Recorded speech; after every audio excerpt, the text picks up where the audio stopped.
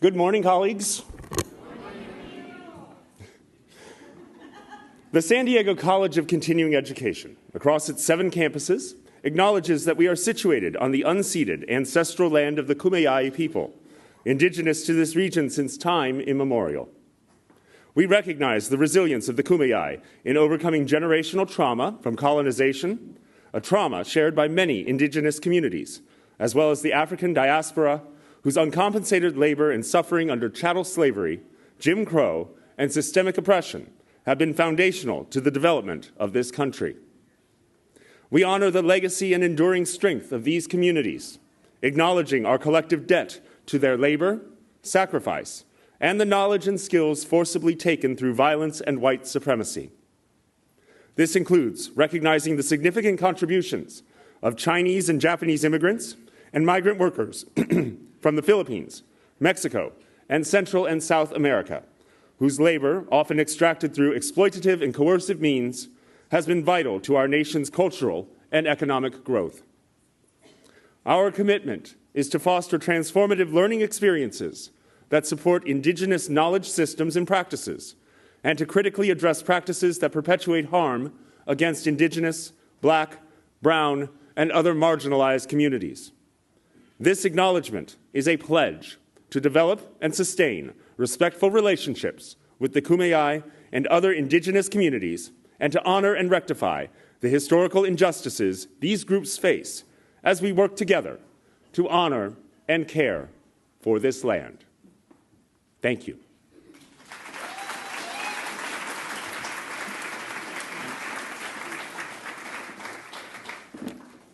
Thank you, Neil.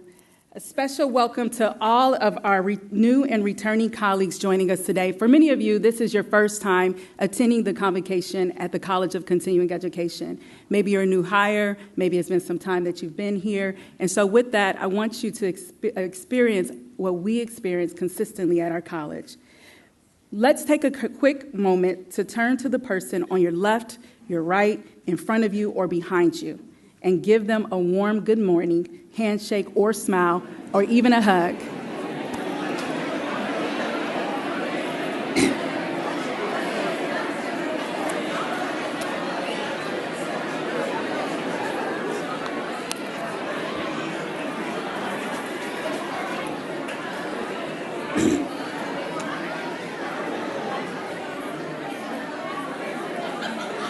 All right. All right. Thank you all so much. I know that many of you, some of you, it's been quite some time since you've seen one another with the summertime, etc. So this is a new space for us to gather in. And while it's not our permanent home, we're making progress back at our ECC Theater.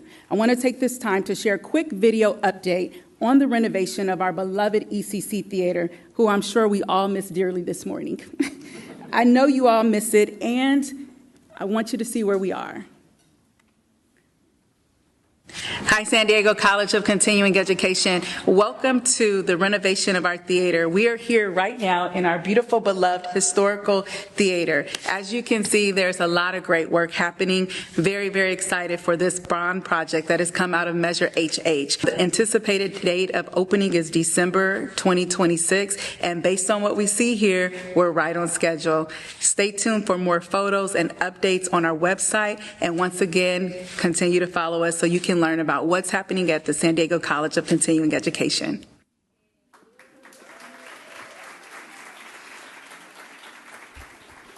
You all know I love me a good video. Shout out to Chris Radomski and the entire team for making that happen. But in all seriousness, look at the accomplishment that has already been made so far. We just closed up the space. You know that there has been some detours to the ECC space, but this space is already taking a turn for the better.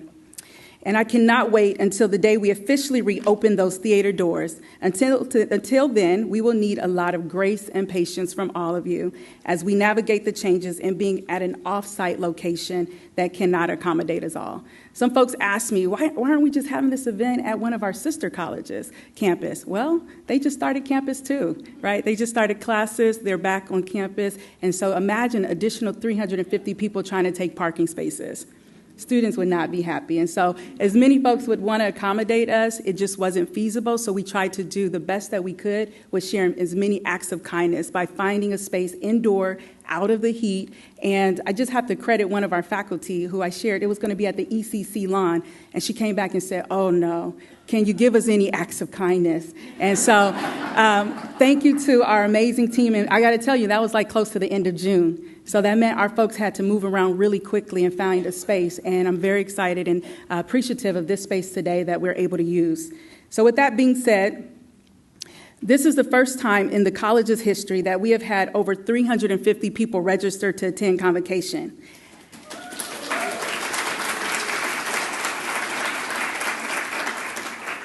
So I was wondering, I was thinking about this. I was like, are they here for me? Because we've never had that many people. So I don't know about that, but we may be here for a special guest. But all in all, we are here. So for the third year in a row, all 7 SDCCE campuses are closed today so that we can dedicate the entire day to professional development here at Fall Convocation. Previously, we did not offer Fall Convocation, our institution day. We didn't include our classified and project assistants to join us. So now we close all 7 of our campuses to fully allow everyone to participate because we know that the work that you all do is very critical. I always want to give credit where credit is due. So I want to thank our very own college operations supervisor, Karen King, who I'm sure is here.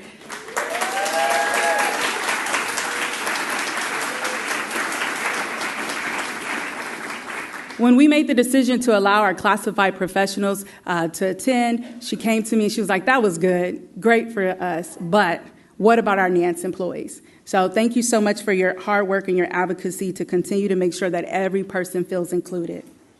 This year's theme is especially meaningful. Sustained in unity, for us, it has a dual meaning. At a time when unity is more important than ever across our nation, our communities, and within our campuses, we are reminded of the power of coming together to care for our students, one another, and our planet. That's why this year we are proudly to rally around the theme Sustained in Unity.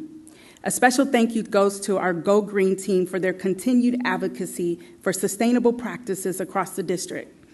We've heard you and we've taken steps to reflect those values in today's celebration. I want to say a special thank you to our faculty, Diana Larson, who joined. Yes, give it up for Diana Larson. Diana signed up for one of the walks with the president around the ECC campus. I got to add, we got 1.4 miles in that day.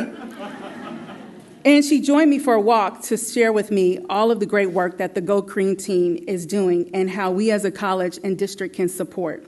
With that, we discussed some steps that we can take to do better as humans. And so today what you will find is that we do not have any printed agendas. This year you can scan the QR code, and we're going to have that all throughout the day. All around, you'll have QR codes that you can scan for the agenda, for the programs, and other material today. We made available, I know y'all going to love this because y'all love your swag. We made available Trader Joe's Inspired. Let me say that. Yes. How many of y'all saw these were trending online? I know you saw it. We made available the Trader Joe's Inspired reusable mini canvas tote bags, reusable cutlery, a portable fan, and our official Convocation T-shirt, which has now become our tradition this year. And thank you to our district who provided umbrellas that are also inside of this bag. So later you'll get a chance to hear from Diana Larson and the Go Green team. We hope that these gifts are not only useful, but also a reminder of the importance of unity and sustainability. Most of all, we hope this year's theme resonates with you as deeply as it does with us.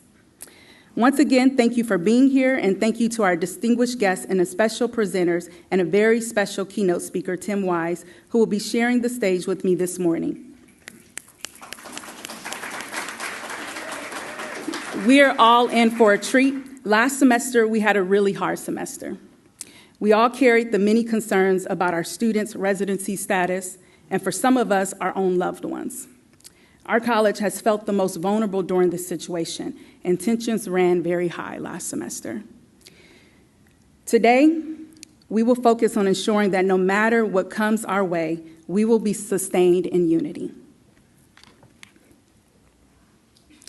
To start our presentations for the morning, I'd like to please join and ask them to welcome Board of Trustee Hasil Arroyo, President of the San Diego College Board of Trustees. I have a cold. Yeah. What's going Thank on? you. Yes.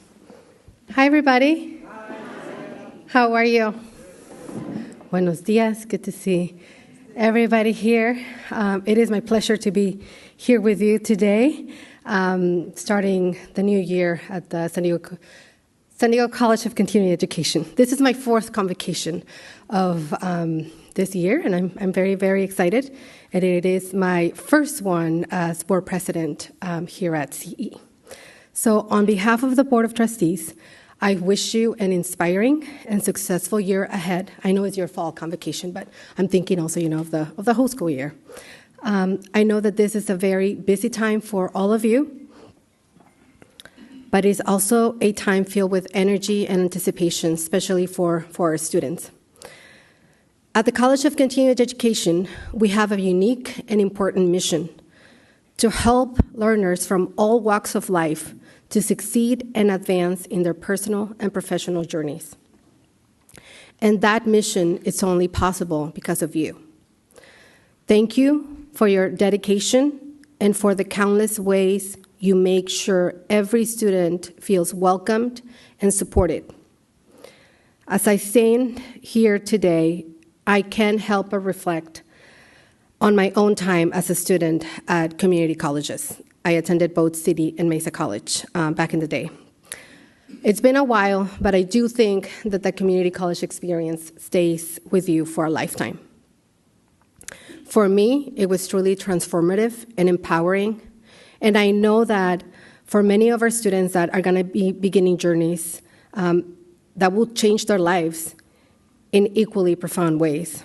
I am confident that as you prepare for this new year, that you carry that awareness with you in everything that you do.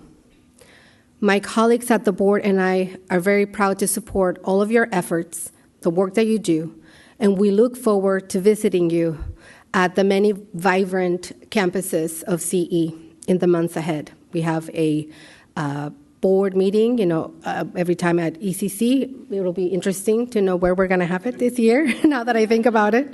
But we'll be happy to visit you, at the many events. And we want to hear from you. So go on our website and find a way to get in touch with us. We want to hear the opportunities that you're facing, the challenges that you're facing. So please reach out. Again, congratulations on the beginning of this fall semester and the next one. I wish you all a strong, collaborative, and inspiring start of the year. Let's lead with grace, work with kindness and respect, and make this our most impactful year yet at CE. Thank you very much, and congratulations.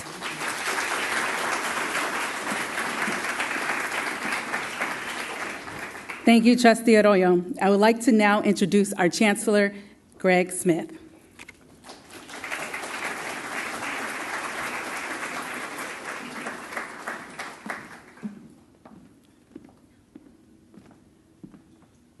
Morning, everyone. Morning. Say, I was prepared based on the last 2 years for some really emotional musical performance that was going to completely throw me off before I came up here. So I appreciate you saving that till after I get to speak. Very excited to be here with you today. This is my favorite time of year across our credit colleges right now, and starting a little bit later this week at the College of Continuing Education. Thousands of people in our community are taking the first step towards what will be a transformation that impacts the rest of their life and their family's life. I'm especially reflective of this today because it was 30 years ago, almost to the day, that I stepped onto the campus at Cerro Community College, completely unsure of where I was headed, what I wanted to accomplish, but with the voice of my parents in my head saying, you have to go to college because we have not had the opportunities to advance socioeconomically that wish we had because we don't have a college degree, and we want you to have something better. I didn't have a lot of direction in that moment, but I had the courage, the hope, the optimism, perhaps a little bit of a fear of failure, enough to show up and try. And it was people like you, all of the faculty, our counselors, our classified professionals that met me coming in there and helped me discover my pathway, helped me figure out where I was going in my life. And it was so important to have that resource because I, like so many others, couldn't afford, or my family couldn't afford, for me to go do that at a four-year college and university. I spent a lot of time over this last year telling people outside of higher education what community colleges do and how we've evolved over the last 30 years. Now, as I say that, some of you are doing the math quickly and going, wow, it was 30 years ago? So, yeah, in a couple days, I'm turning 48. And I know the median age of our district is 49, so about half of the room is going like, he's old. And the other half are like, kid, you have no idea what's coming. But it's that hope, optimism, and courage thinking about our students that has sustained me over the course of the summer. So I'm going to get honest with you for a minute and tell you about 6 weeks ago, I was very nervous about Convocation because I wanted to be able to come up here and live up to what I said a couple of years ago. If you read the We Magazine article when I was kind of reintroducing myself to the district as chancellor, I had been in the USC Race and Equity work group, and they asked, what's your superpower? And I landed on relentless optimism. And this idea that over the course of my life, especially my professional life, it often seemed like when something negative happened, I was among the first in the room talking about how do we start to build from this moment and make tomorrow better and the day after that better, and we stack enough tomorrows together and we'll be back in a really good place, maybe better than we were before. But 6 weeks ago, I was not feeling all that optimistic. There were so many different negative things with a lot of difficulty attached to them, and even some threats to me personally that were weighing on me, and I was not feeling hopeful, I was not feeling optimistic. And I know that you're way too smart, and I'm nowhere near good enough an actor to come up here and fake it. And so where was I going to find that optimism, that courage, that hope? And it started with going back to our mission and thinking about all the thousands of students showing up today, that courage, that hope, that optimism, that we exist to uplift the diverse individuals and communities that we serve, that we do it with culturally responsive teaching, learning, services, work environments. And thinking back to a couple of years ago as I was going through the hiring process, and some of you were on the committee in my first interview panel, talking about embracing the idea as a fundamental tenet that every member of our community is capable of succeeding in higher education if we are willing to serve them in the way they need to be served. And as I thought about that mission at a time where there are many different ways it's being threatened, it started to build some resolve. Like, I need to show up here because there are thousands of people across our communities that are counting on people like us deciding that it doesn't matter how hard it is out in the world right now, we are going to show up and we're going to serve you and we're going to do it as well as we possibly can. And that started to build some excitement. I thought about something else I said, that we have to acknowledge the history of our country and higher education. I'm really appreciative of the explicit language in that land and labor acknowledgement. It's important to say those things because we can't pretend that history doesn't exist and we're operating in a vacuum. The history of higher education across the world has been exclusion. It's been defined primarily about who doesn't get to participate. So a couple of years ago, I was saying we need to embrace that history and fundamentally rebuild the way that we deliver higher education, who it's meant to serve, how we show up, how we speak, the language we use. And that's under threat. So us doing that becomes its own act of resistance. At a time where it might feel like it's very hard to do anything that matters, showing up and being clear about our values and what we hope to accomplish and who we're here to serve, that is extremely important. And so that continued to build my enthusiasm. Because let's be honest, a year ago, I would not have been up here saying, we need to save the Department of Education exactly like it is. That is the best federal agency that's ever existed. So we got a group of people walking around Washington, D.C. that want to break stuff. Great. We now get to be part of building something much better going forward into the future. We're in a moment, but the moments don't last. Strength, resilience, people do. And so as we have opportunities to recreate things that, frankly, the history of those structures were not meant to serve us all that well, that in itself is a reason to show up and be excited. And so I have found that source of optimism to stand here in front of you today. I am very excited about the year ahead and the very fact of our existence being its own form of expression of our values and our opposition to people that would threaten our ability to do that work. I also think of something that Dr. Chris Emden said at the HUBU conference at City College a couple of years ago. He said, think of that word reimagine. It gets used a lot, but what's at the core of that? That whatever we're experiencing today, someone imagined that into existence. And if they had the capacity to do that, then we have the capacity to change it, to create something different, to imagine ourselves, to reimagine our status quo into something far better. And so I go back to that expression because it really does provide me, in the moments that I need it, that source of inspiration. If I could change what we have today, what would I start building? It becomes a great starting point to then launching into the work. I am glad to say, though, that this has not been a year, especially a calendar year, merely of defending the status quo at all. We have been doing a lot of work going back to the last couple of years to create a much better future. And a couple of significant milestones were accomplished over the summer I want to share with you. First, you may have seen the press conference in the news, but we have reached an agreement with San Diego State University on guaranteed transfer for San Diego Community College District students.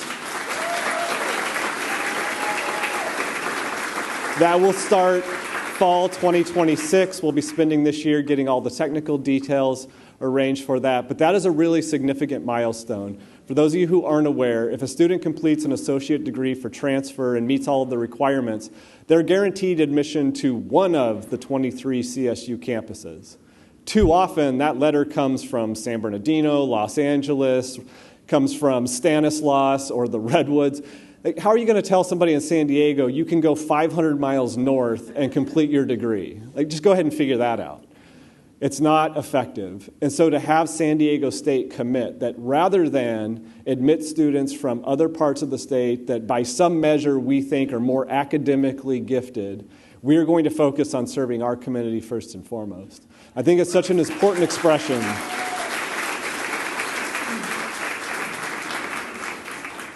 Because when I hear colleges and universities celebrating their very low acceptance rates, only 10%, only the best and the brightest get in.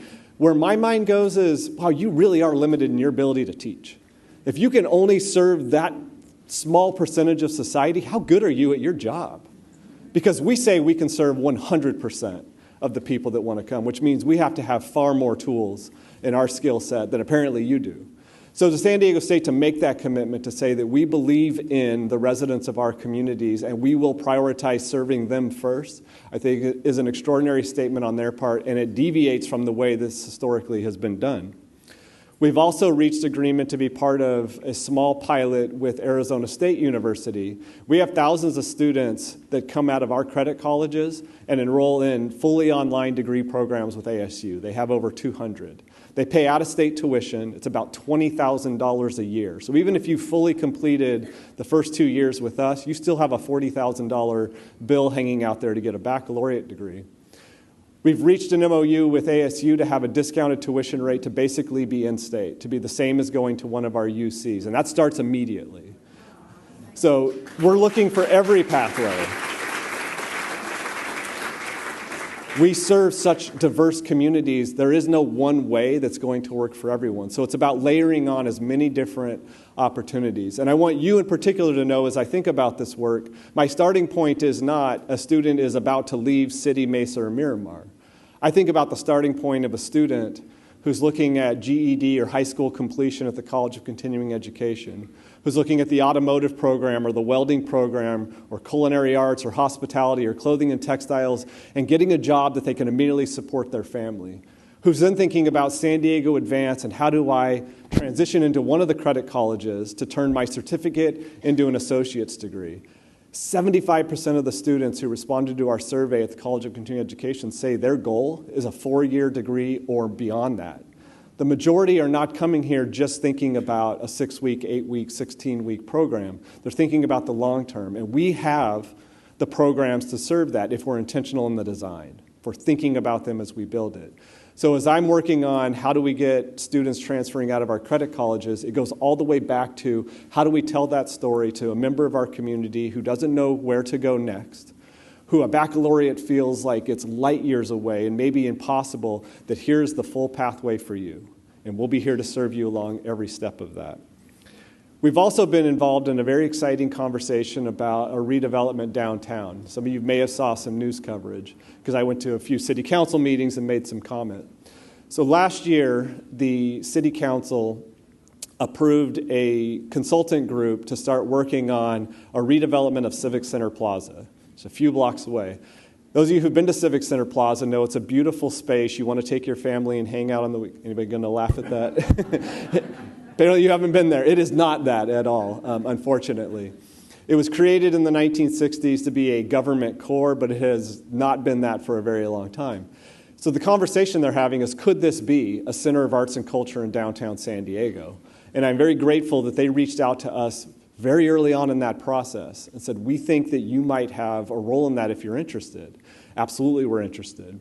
So the concept that we've been discussing is a 50,000 square foot education center. 20,000 square feet of that would be a museum to showcase the World Arts Collection at Mesa College. If you've not seen that collection, I highly encourage you, go to the LRC, go talk to Professor Denise Rogers and take a look at what's in there. Over 2,000 pieces, some of them over 1,000 years old. The most significant African art collection on the West Coast, just alongside the collection at the Fowler Museum at UCLA. It is an incredible cultural resource for our colleges, but hasn't really been one for our communities.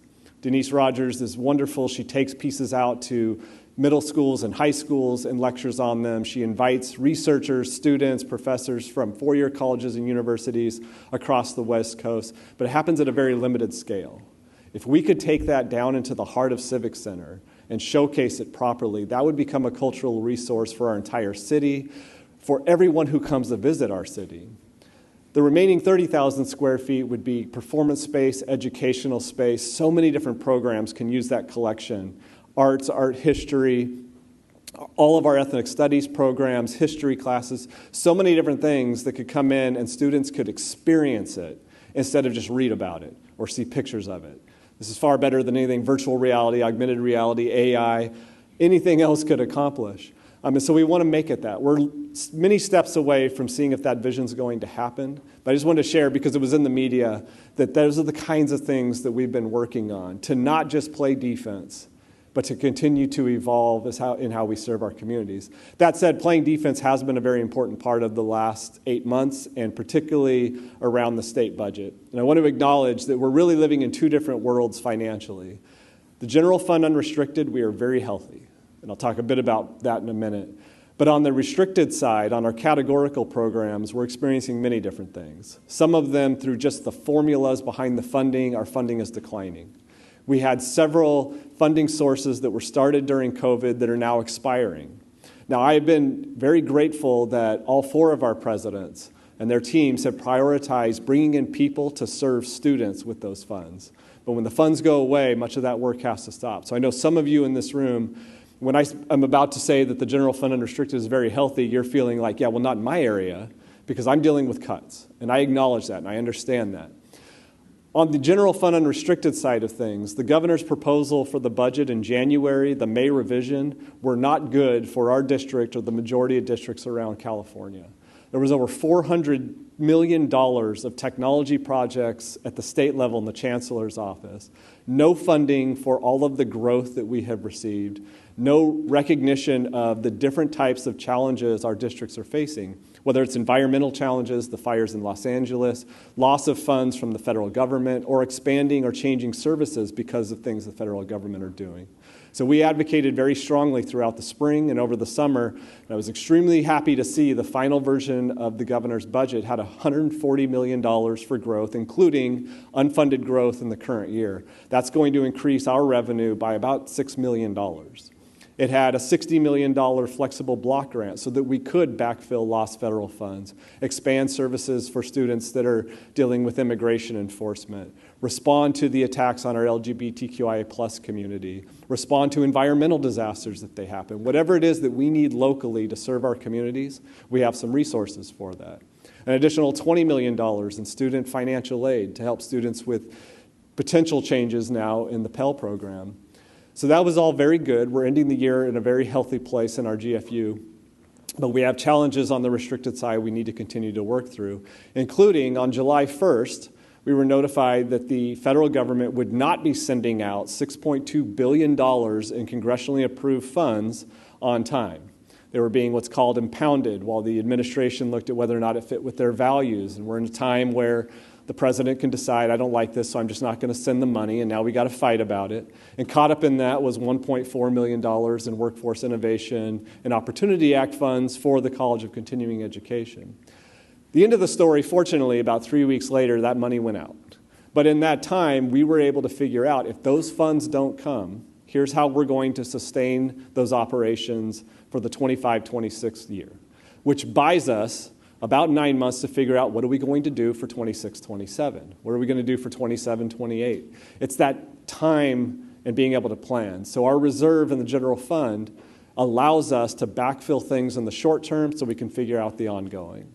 And we continue to be under threat. If you haven't been watching the news, Students for Fair Admissions, the group that sued Harvard over race consciousness and admissions, has joined with the state of Tennessee to sue the Department of Education over Hispanic Serving Institution, or HSI funding, calling it a discriminatory program. Why the state of Tennessee? Because none of their colleges, community colleges or four-year colleges and universities, qualify as HSIs. So we're watching that closely because we have a number of programs that are producing phenomenal results across our district using HSI funds. And so on the one side is telling that story of what those funds do. On the other side, though, we've joined with the Hispanic Association of Colleges and Universities, HACU, in advocating for a California state HSI designation. And I expect we'll see legislation in this next year proposed to do just that and establish a state-funded program. Also with that, then, planning for, we know exactly how many HSI dollars we're receiving. If there is a court decision at some point in the fall that says this program is illegal, then how do we continue those services throughout the course of this year and then build towards next year? So it takes that planning, multiple different pathways, and that's the work that we've been doing. We also, this year, are doing something historic for our district. Right now, it was 43 as of last Friday, hopefully a few more registered over the weekend, but 43 students in the baccalaureate program at Miramar College in the public safety management program. For the first time, our district has baccalaureate degrees at all 3 credit colleges. Yes. We're in the 10th year. This is starting the 10th year of the health information management program at Mesa College. The second year of the cyber defense program at City College will award our first degrees in the spring. And then we have our first cohort in public safety management. The baccalaureate in the community college system has become incredibly important to me. For about $10,000, we can award a degree that would cost people $20,000 plus. We're doing it in a way lined with local workforce needs, and we're doing it in a way that's accessible to a far different segment of communities across our region than what our four-year colleges and universities. I'm taking this head on. So we've been locked up in a dispute with CSU San Bernardino over a physical therapy assistant program at Mesa College. We're going to get through that. And I've been out working very hard on how we're going to get the governor to sign a BSN program so that we can bring a bachelor's in nursing, which is so important. Yes, and going back to what I was talking about earlier, one of the reasons the BSN is so important to me is we should be able to be out telling students about the opportunities to be an LVN or a CNA at the College of Continuing Education, and here's how you can chart a pathway all the way to being an RN with a bachelor's degree, earning well over $100,000 a year, supporting your family in an extremely expensive part of the country. Okay, I'm about to wrap up. I know I'm going on. The most difficult thing that we've had to work on over the course of the summer is immigration enforcement.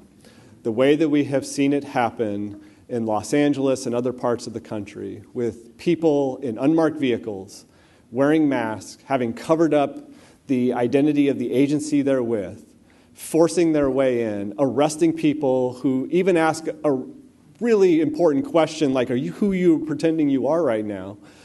And then carrying out their business without any regard to the law. So we have a state law that prohibits our district from assisting in immigration enforcement on our campuses. We have a procedure that says the only two people that can grant that access are me and our general counsel, and then I've seen the way they've showed up and arrested people. So I've stopped operating under the assumption that it might happen and started to operate under the assumption it's when, not if. And when they do show up, I think the most likely location is probably the Mid-City campus, followed closely by the Cesar Chavez campus, followed closely by City College. And when I come in and say, I need to see your identification, I need to see what court document or warrant or subpoena you have, and they say you're impeding a federal investigation, you're under arrest, what happens next?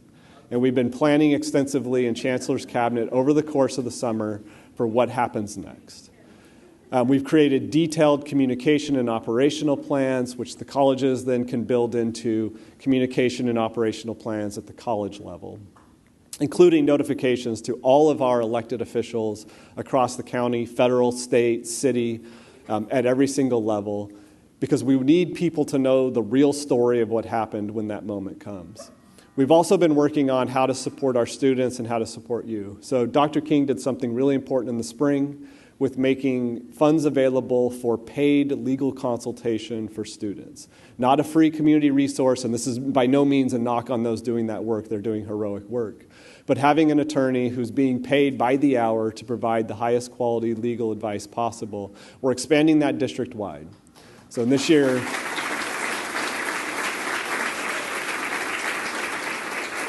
we've expanded the legal services budget to be able to offer that to students across the district. A paid hour of legal consultation. We've also worked with each of our bargaining units and meet and confer units to provide paid administrative leave for any employee who they themselves or their family member has become involved in some kind of immigration-related issue where they need time to go get legal counsel, to attend appointments, to go to a court proceeding, whatever it is connected to that. You will have paid administrative leave, not your vacation, not your sick, for every single employee to deal with that. I can't say that we can prevent this from happening, but I can say we will do as much as we're capable of to mitigate the negative effects. And we've been planning and we're ready if it comes. So finally, in closing, I want to say first, I'll be having forums and a town hall in the fall. Please come out. Just as I've done in previous years, I'm going to reserve as much time as possible to hear from you. That's a chance for you to give feedback to me that I can use, but also to communicate in much more depth on a lot of things I touched on very briefly here. And final thing, something else Dr. Chris Emdin said a couple years ago. We have a responsibility, 2 words, the capacity to take action.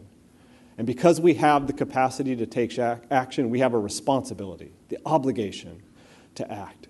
And I deeply feel that. We have the capacity to show up for our students, to deliver education and services and support and everything they need to thrive. At a time where there are many actions happening that would restrict that access, that would take away those opportunities, us showing up for our students and each other and doing our job really, really well right now is absolutely an act of defiance. So please join me. I hope you feel a renewed sense of purpose as we start this fall. The best thing we can do right now is show up and deliver for our students exceptionally well. So let's have a great semester. Let's have a great year. Thank you all.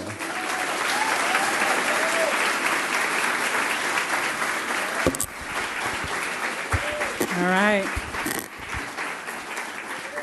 I love that our chancellor came up here and shared all of his business, even his age. Thank you, Chancellor Smith, for being such a genuine leader. With that being said, now I am pleased to welcome to the stage Jim Mailer, President, AFT Guild, Local 1931.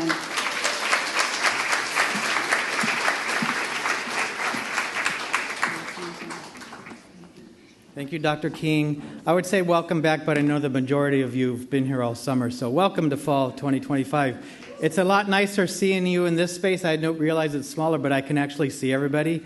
At ECC, we have that bright light in our face. We don't see anybody in the audience. It's just like this dark cavern. So welcome, everyone. Greg and Hasil and I, as Hasil mentioned, we do the convocations at Miramar, then Mesa, then City, then here. So we've done this little road show 4 times. But I think we're a good team because Hasil starts with a very genuine, warm welcome. And then Greg does the big picture overview, visionary stuff. And then Jim does the cleanup, nuts and bolts, pragmatic, boring stuff. So that's what I'm here for today. But we do have some good news. We settled the classified contract. That's good news. It only took a little over 2 years and 3 vice chancellors of HR, but we got it done, right? Next on the agenda will be the faculty contract. So the faculty contract expires the end of this academic year. Our goal is to get a new contract in place before that one expires. If that does happen, it'll only be the second time in my career where we met that mark, but we'll give it our best shot to make that happen. Also, and Dr. King had mentioned the Nance employees. How many Nances are here today? Anybody? Okay, a few. It's okay to raise your hand. It's really okay for you to be here, okay? So we're also going to be working on a Nance contract, right? Our first Nance contract.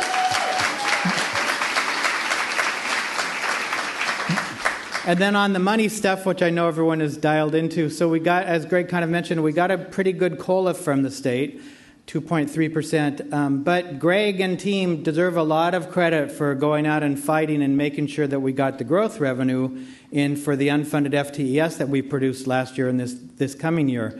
So that should give us a pretty decent amount of money to go through our resource allocation formula. I won't go into the details of it right here, but we will have some funds, we believe, to end up in your paycheck by January as that model. We'll work through those numbers in the fall. Of course, it's always mitigated with inflationary costs that we don't have a lot of control over, like healthcare is increasing by 10.8% more or less. So that takes a big bite out of any new resources we do get from the state. But I'm pretty confident that we'll have something to distribute to employees by the time the semester ends. So that's looking positive. And, Greg and team really deserve a lot of credit for really to the tune of several $1 million getting that money reappropriated to our district. So we should actually give them a round of applause for that. So coming up, we have just a few events to put on your calendar. We have our AFT lunch meeting tomorrow at ECC on the patio. They tell me it's all going to be shaded. Okay, so hopefully you've registered. Carla sent out several emails. If you didn't register, there may not be food for you. Okay, so it's really important that you all register for those things to make sure we have enough food. So that'll be tomorrow at noon at ECC. We hope to see many of you there.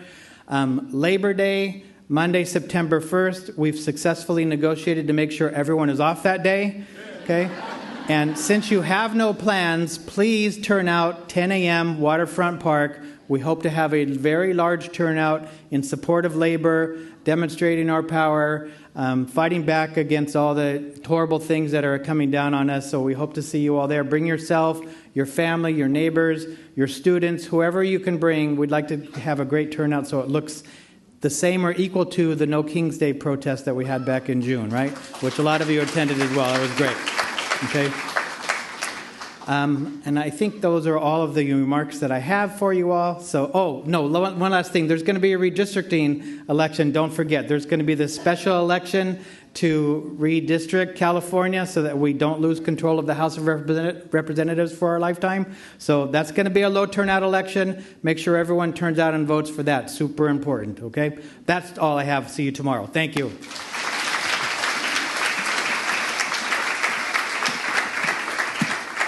Thank you, Jim. We appreciate you being here today. Now let's welcome our Academic Senate President, Dr. Richard Weinroth.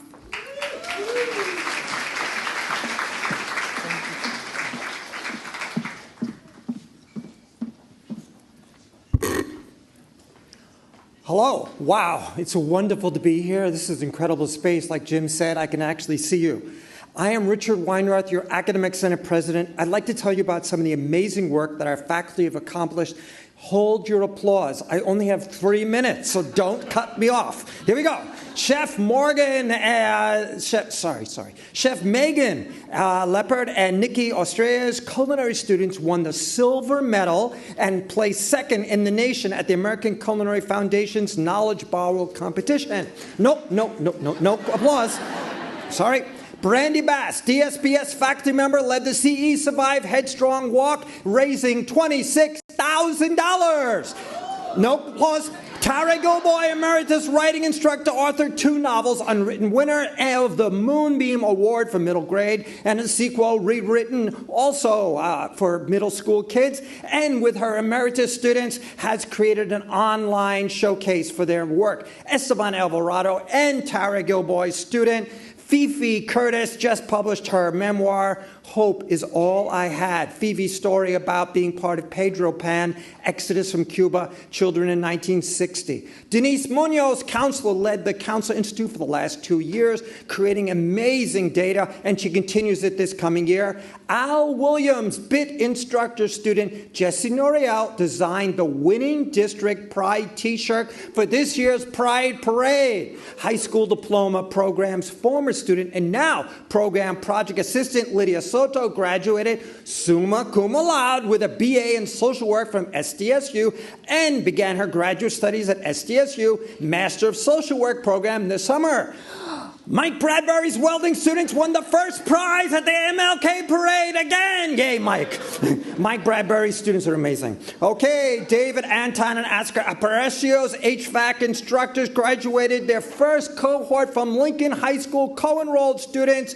Continuing, many of these students will go to the 2-year associate at San Diego City College. Rachel Rose, our program chair of Child Development, supported partnership with Kearney High School, where co-enrolled students earned a certificate in our school-age care and leadership program. Matt Moody, ESL program for parents, and his students were spotlighted in the San Diego Union Tribune article about our partnership with Fay Elementary School. Pamela Kozminskaya, emeritus students in ceramics, received first place awards at the San Diego County Fair. Gina Grossini Concha, DSPS faculty member, students also created art pieces and earned first place honors at the San Diego County Fair. Jeremy Garcia, Janissa Street, once again created mental health, incredible workshops for all of our students and faculty this past year. Kenny Parker, healthcare careers chair, was spotlighted in our president's update for his deep commitment to student success, bringing real-world workforce readiness into the classroom and growing our healthcare's program. Nathan Klein, Rising Scholars Counselor, representing SDC at recent conferences, strengthening partnerships, building connections, and expanding opportunities for our rising scholars have the opportunities and resources that they need to thrive. Shirley Pearson, Clothing and Textiles Program Chair, was spotlighted also by the President for her innovative equity programs, champion workforce readiness, and launching the Fiber Technology Lab. BIT Technology Program, all together were at the San Diego County Fair doing amazing presentations. Lisa Carulli, counselor, facilitated CE's first Lambda graduation. Amazing. And Lisa was featured in the We with Excellence for her advancing leadership of LGBTQ initiatives. Elaine Flores, Ildi Carrillo, Liz Flynn, ESL instructors, presented at the CAPE Conference, Empowering Families Through Language and Literacy. Sonny Ramirez, counselor, in celebration of Mexican Mother's Day, was on KNSJ Radio. How moms can access free career training and classes, pursue their passions, continue their education, and build better futures for themselves and their families. On behalf of the Academic Senate, the Executive Committee, all the faculty participated in college district committees for the support from our classified professionals, from the deans, from the Executive President's Council, Cabinet, from the President, from the Chancellor Board, the trustees, and the countless unsung heroes who have showed up, practiced kindness and compassion and action. Thank you. The Senate thanks you. Now you may applaud.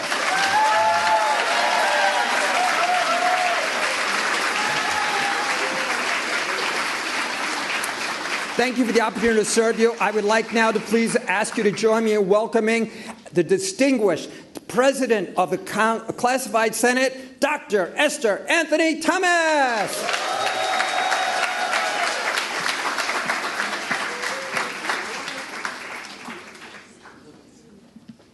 He needs some water, doesn't he?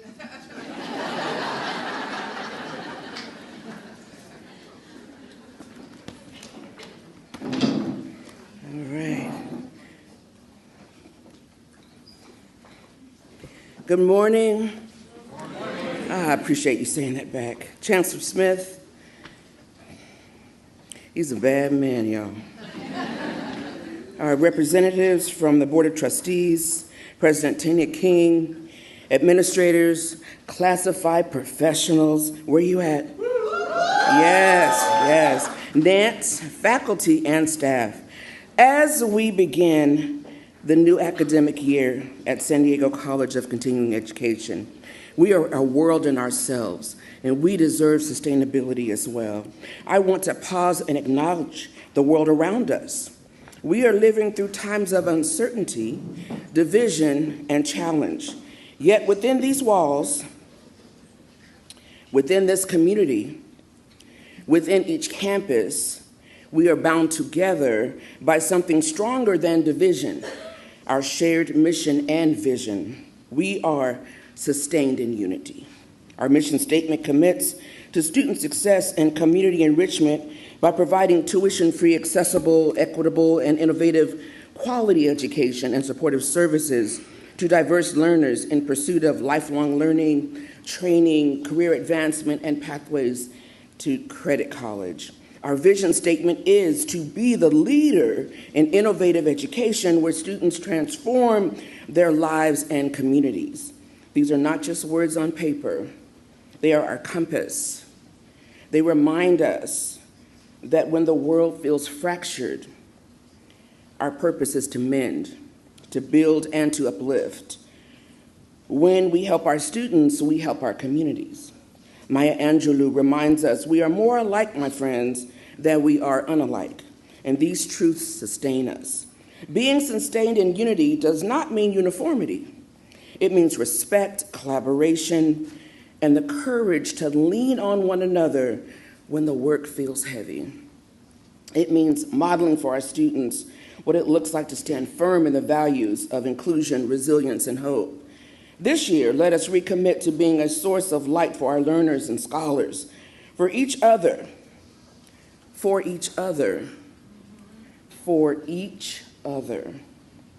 and the wider community.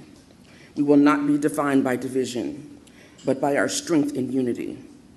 There will be differences that we will be challenged to vet out as diversity demands this process. Shared governance is the cornerstone of our college.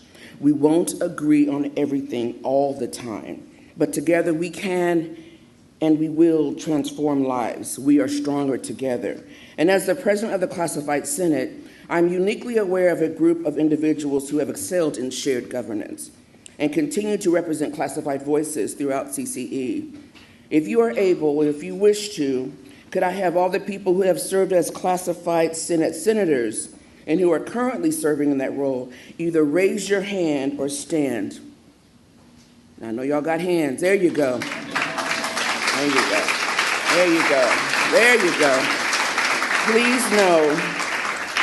Please know that your outstanding service is valued, and please check in with the Classified Senate table located in the check-in area to make arrangements to pick up your service award acknowledgement plaque. And it is now my pleasure to invite student trustee Dr. Yahir Melendez to the stage.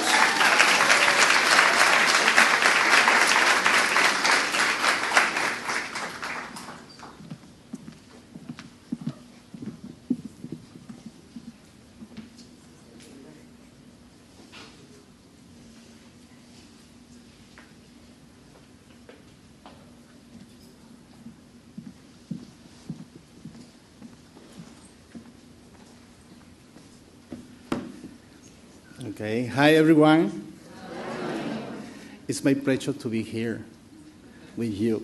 So, additional, it's an honor to welcome you today as a student trustee and president of ASCCE, otherwise known as Associated Student College of Continuing Education.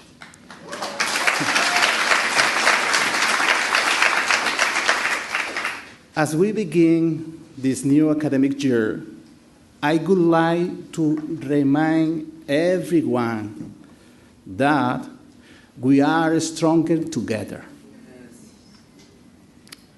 And also, our community is diverse, resilient, and full of potential. When we support one another, we all rise. Let us continue building a culture of unity where our students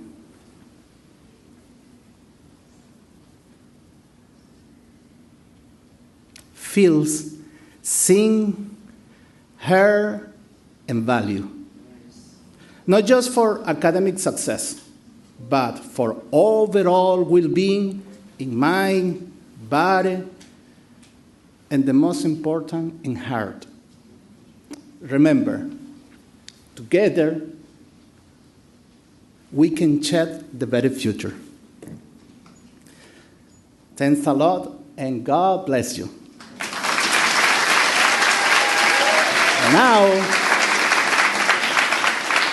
Now, it is an honor to announce that Dr. King to this stage. Please welcome her and a round of applause. The floor is yours.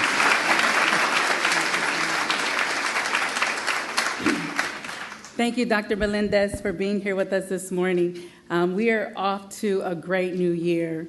Before I go for any further, I just want to share a couple things. Some of my team members just sent me some photos of the overflow space. We have over 75 members there. So I see you. I know you're watching us. I appreciate each and every one of you for being here this morning.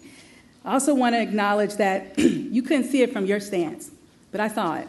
So as I got a chance to move off the stage, I got a chance to peep our chancellor's socks. I'm going to need him to come up here on these socks.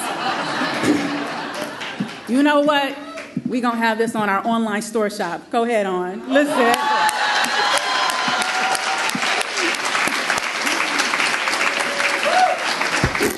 Look, not only did he show up, he showed out, okay? I know that's right. Look. I also want to say thank you so much again to Dr. Melendez. I am wearing this beautiful Purple Heart. This was gifted to me by our students at our student luncheon in the spring. Our students gave me this, and so I bleed purple, right, like we all do in this space. And so I just wanted to say thank you all. Thank you so much, Dr. Melendez, for being here and for representing our students. All right. So now it's my time to take some time to share reflections and the vision for our college as we move forward towards the future. As I begin my 4th year as president of our great college, I am proud to share the progress we've made and the vision ahead. A couple weeks ago, I had the pleasure of hosting a series of retreats with the Executive President's Cabinet, and Executive Governance Council.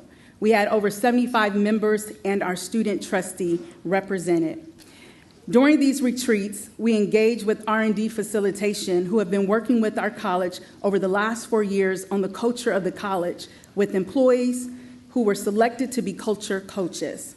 During our retreat, we delved into our accomplishments, our strategic plan, our annual goals, and community building. I left these sessions with immense pride in our student-centric and community-focused leadership team. Our meaningful discussions on culture change and how different areas can support one another for the coming year. This experience underscored that the greatest strength of our college is its culture, which was validated by our positive accreditation results. Many of you recall that for the first time in the college's history, we received a 6-year reaccreditation cycle due to the college culture, and we aligned our goals in the past. Due to the culture and how we aligned our goals. In the past, we only received up to 2 years accreditation at a time, so this was a huge taking for our college. This was after the accreditation committee, they did focus groups with over 92 individuals, faculty, students, classify all of our constituent groups. And so with that being said, I want to remind us that culture change takes 5 to 7 years. I'm going to be talking a lot about that over the next couple years, especially this year. This past year has been one of progress, innovation, and student-centered success. I'm excited to share a few of our incredible accomplishments we've achieved together. In July of 2022, we served roughly 7,000 students, unduplicated headcount. How many of you all remember that? Right? This was after the pandemic. We got hit hard as an institution because we serve a lot of students that are coming from the most vulnerable populations. So in July of 22, we were at 7,000 unduplicated headcount, but in 2023-24, we reached 24,600 students and closed this last year, 2024-25, at 23,317 students. That's not just growth in numbers, that's growth in lives changed. And I just want to remind you all that you all did this.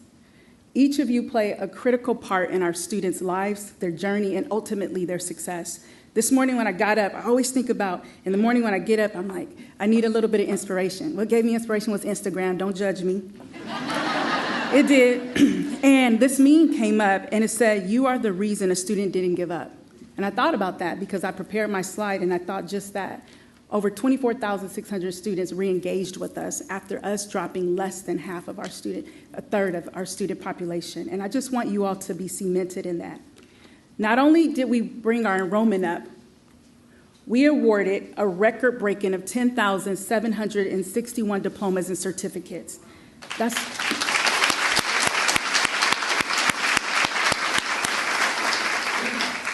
a powerful testament to the impact of our programs and really to you all.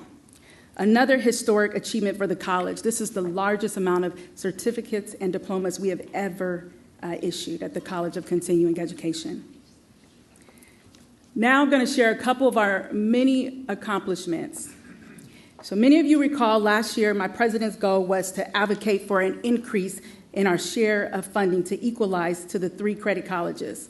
And I remember when I talked to Chancellor Smith about it, I said, are you okay with me going there? He said, go. Go, let's do what we need to do right.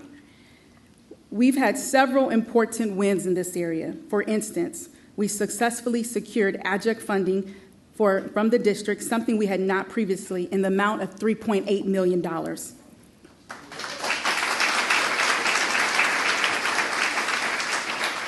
A very special thank you to the Chancellor for understanding advocacy on our behalf. We completed a major college-wide reorganization, including the addition of new positions to better support our operations.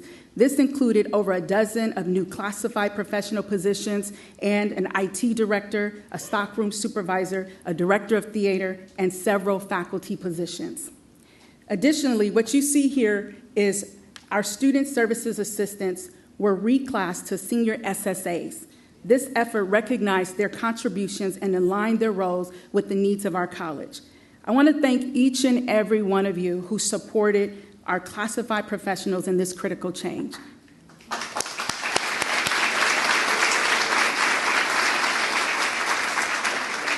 After submitting a proposal to the district, because I shared it many of times, VP Sabano shared it many of times, that our financial state wasn't in the best state.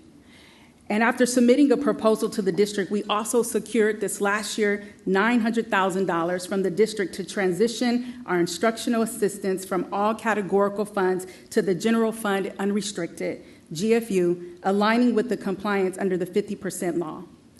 And in a strategic move, we restructured a special projects manager and 2 other positions to hire 3 new instructional assistants for ESL. All of these efforts have taken all of our categorical budgets out of deficits and increased our overall budget for the college. This has been a long-standing issue for the college before I got here, before the chancellor got here, and this was a huge win for us. I also want to, again, just say thank you to Chancellor Smith for your advocacy, for your support. This wasn't easy. I remember one time we had a conversation. He said, had I known that we were all on this side, we would have put a plan together and moved all of these positions over categorical. And so we had to be very strategic. This past year, no secret, we had to make some changes as it pertains to our NANCE employees. And as much as our NANCE employees mean to us, we had to make a decision that was hard. And I'll own it. I'll be the first to say it. I would have loved to be the college president during the pandemic when we received $5 to $7 million of HERF funds, but I wasn't. I was the college president in 2023 when all of those funds ended. And then we had over 200 positions on our Nance side that we really had to make some strategic moves and decisions, and it didn't sit well. It didn't feel good. It was hard. But it created opportunities for us to work collaboratively together, to trust one another, and then we moved strategically to add more positions in those areas so that we could have full-time positions to support our operations. So I just want to acknowledge there's been a huge change in our financial structure, and VP Stefanos will talk about that soon. I heard y'all about the clap, so let's give it up.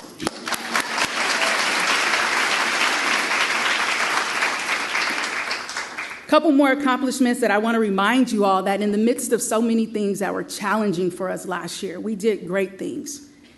We opened an apportionment generating tutoring and learning centers at ECC in Mid-City. Thank you, Dr. Maureen Rubalcaba and Professor Dr. Kirsten Lawless. We installed lactation pods at multiple campuses, continuing our commitment to accessible and inclusive spaces for all. Thank you, Dr. Carter and Anthony Vargas, for your hard work with that. You can just clap it, not clap it up, but let's get some, we might not have time for the claps, but the hand snaps work. We celebrated the groundbreaking of our beloved ECC Theater, hard work on VP Sabanos' part and admin services, Anthony Vargas, and our PIO, Brenna Leon, and the communications team. We launched the Welcome Center, the virtual call center, and officially launched our vanity number. We had been hearing about it for a while. 619-388-SDCE is fully in effect. Thank you to Student Services. Our HVAC dual enrollment program with Lincoln High School saw 16 students earn certifications. Thank you to a team of folks who made this possible. Professor Oscar Aparicio, Dean Andre Lucas, Bradley Dorshow, and Andrea Gastelum. We hosted San Diego Advanced Symposiums at all 4 colleges. Thank you to Minnie and especially Dr. Omai for all of his support. With the rollout of CC Apply for non-credit, we processed over 6,600 applications, simplifying onboarding. I want to thank all of our student services, especially Libier Backett. She is in here somewhere.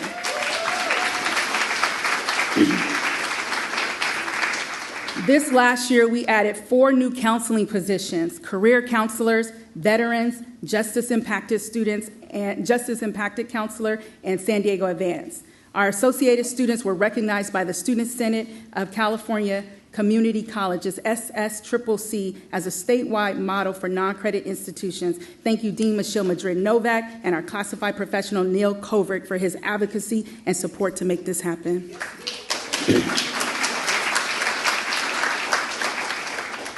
We made great visibility with AB 1433, non-credit funding at the state level. Even though we were not successful, the bill did not make it out of appropriation. But what we did do is we sent a splash locally and state, maybe not the best splash, but we sent a splash, letting folks know that non-credit students are the same as credit students.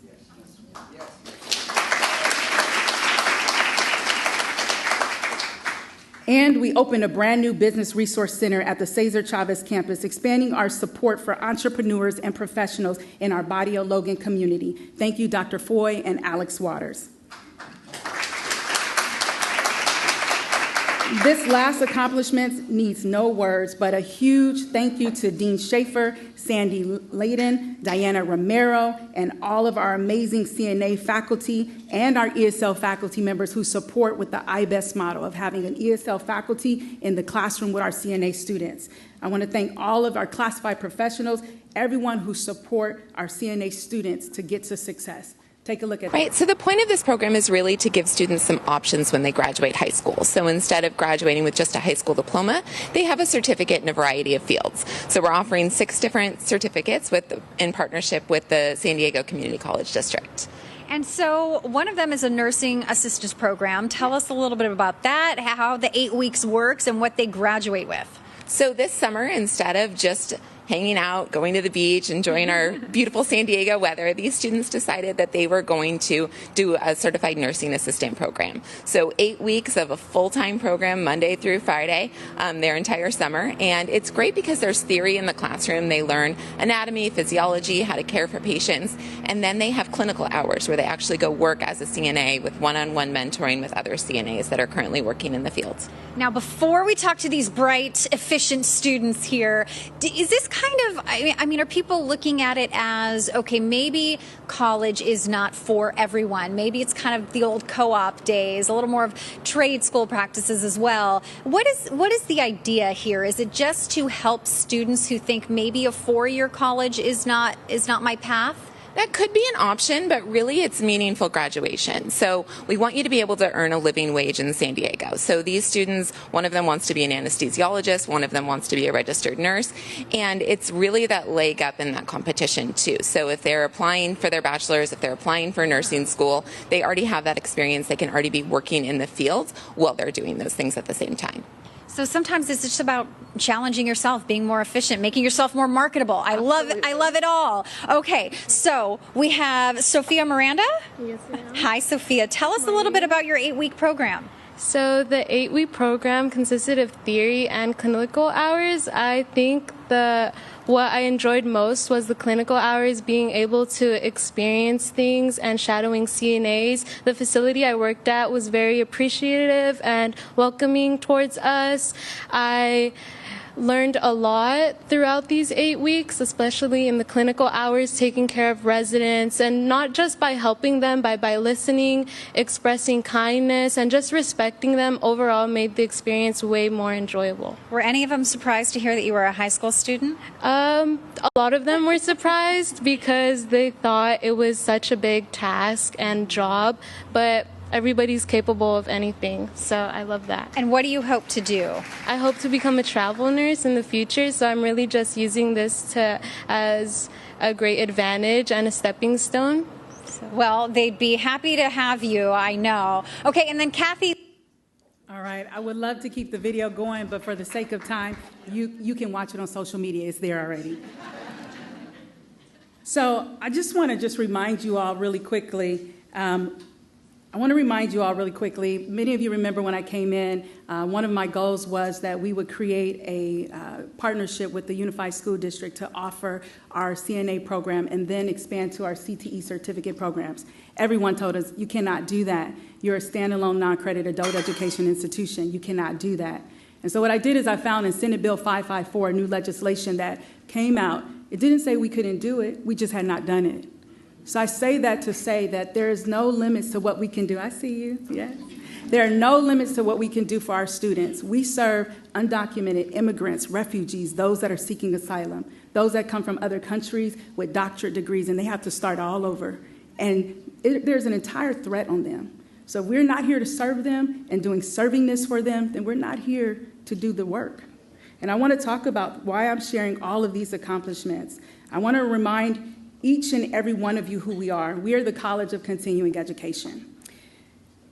How did we get here? How do we make all of these amazing accomplishments happen in the midst of chaos? We did it with heart work.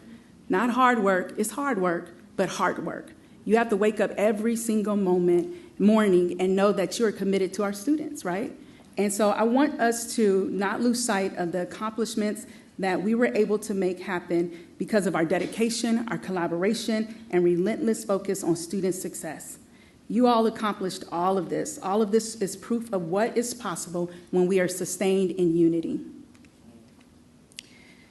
This fall, we are pleased to release a comprehensive annual report to our community. When you receive it, I encourage you to review it. Review it, y'all. Don't leave it just there. Open it up. Share it with somebody. And so now I'd like to acknowledge our unsung heroes. These are individuals who have contributed directly to the great work that we are doing. So as you know, every year we call out these folks who contribute to campus culture in many ways and many who helped us achieve our accomplishments this past year. I'm going to ask the Executive President's Cabinet to come up and hand them their gifts. And on behalf of the leadership team, I would like to recognize the following individuals. So you don't have to get up. We're going to do another act of kindness. We're going to come and meet you where you are. That's right. Noah Valenzuela. Noah is a Nance employee,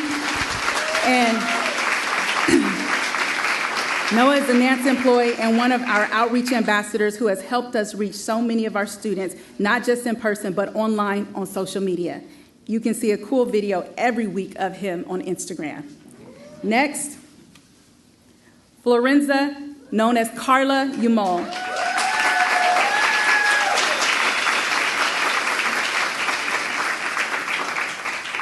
a classified professional from administrative services who is always showing up with the best customer service and the best smile. Next, Andrea Gastelum, our outreach coordinator and a member of our SPA unit, who hit the ground running and brought new ways to engage with our students and our community. Andrea is everywhere. She's probably not in here because she's everywhere. I already know. I'm telling you, I already know. And Catherine Schaefer, our Dean of Healthcare and Community Education, and our new Dean of Deans and a member of the Management Association. She represents the managers receiving this award. Dean Schaefer has strengthened our healthcare career programs, executed the first CNA pinning ceremony, and rolling out several new programs, including the LVN program coming this fall, 26, and writing grants daily. She's writing a grant every day, y'all. She knows, this is, right? And this year we have two faculty award folks that we want to acknowledge, starting off with Dr. Kirsten Lawless, our tutoring faculty coordinator who was instrumental in opening up our tutoring centers. And last but not least, our DSPS counselor, Lindsay Cohen. She was selected by the National Deaf Center for its Partnerships and Career Readiness Initiative to improve employment outcomes for deaf and hard of hearing DHH students in career and technical education programs. If we do not serve everybody, who are we missing? I just want to acknowledge her. This is a national organization. Thank you so much, Lindsay. Thank you to all for contributing to this thank you all for contributing to the college success. Let's give them one more round of applause.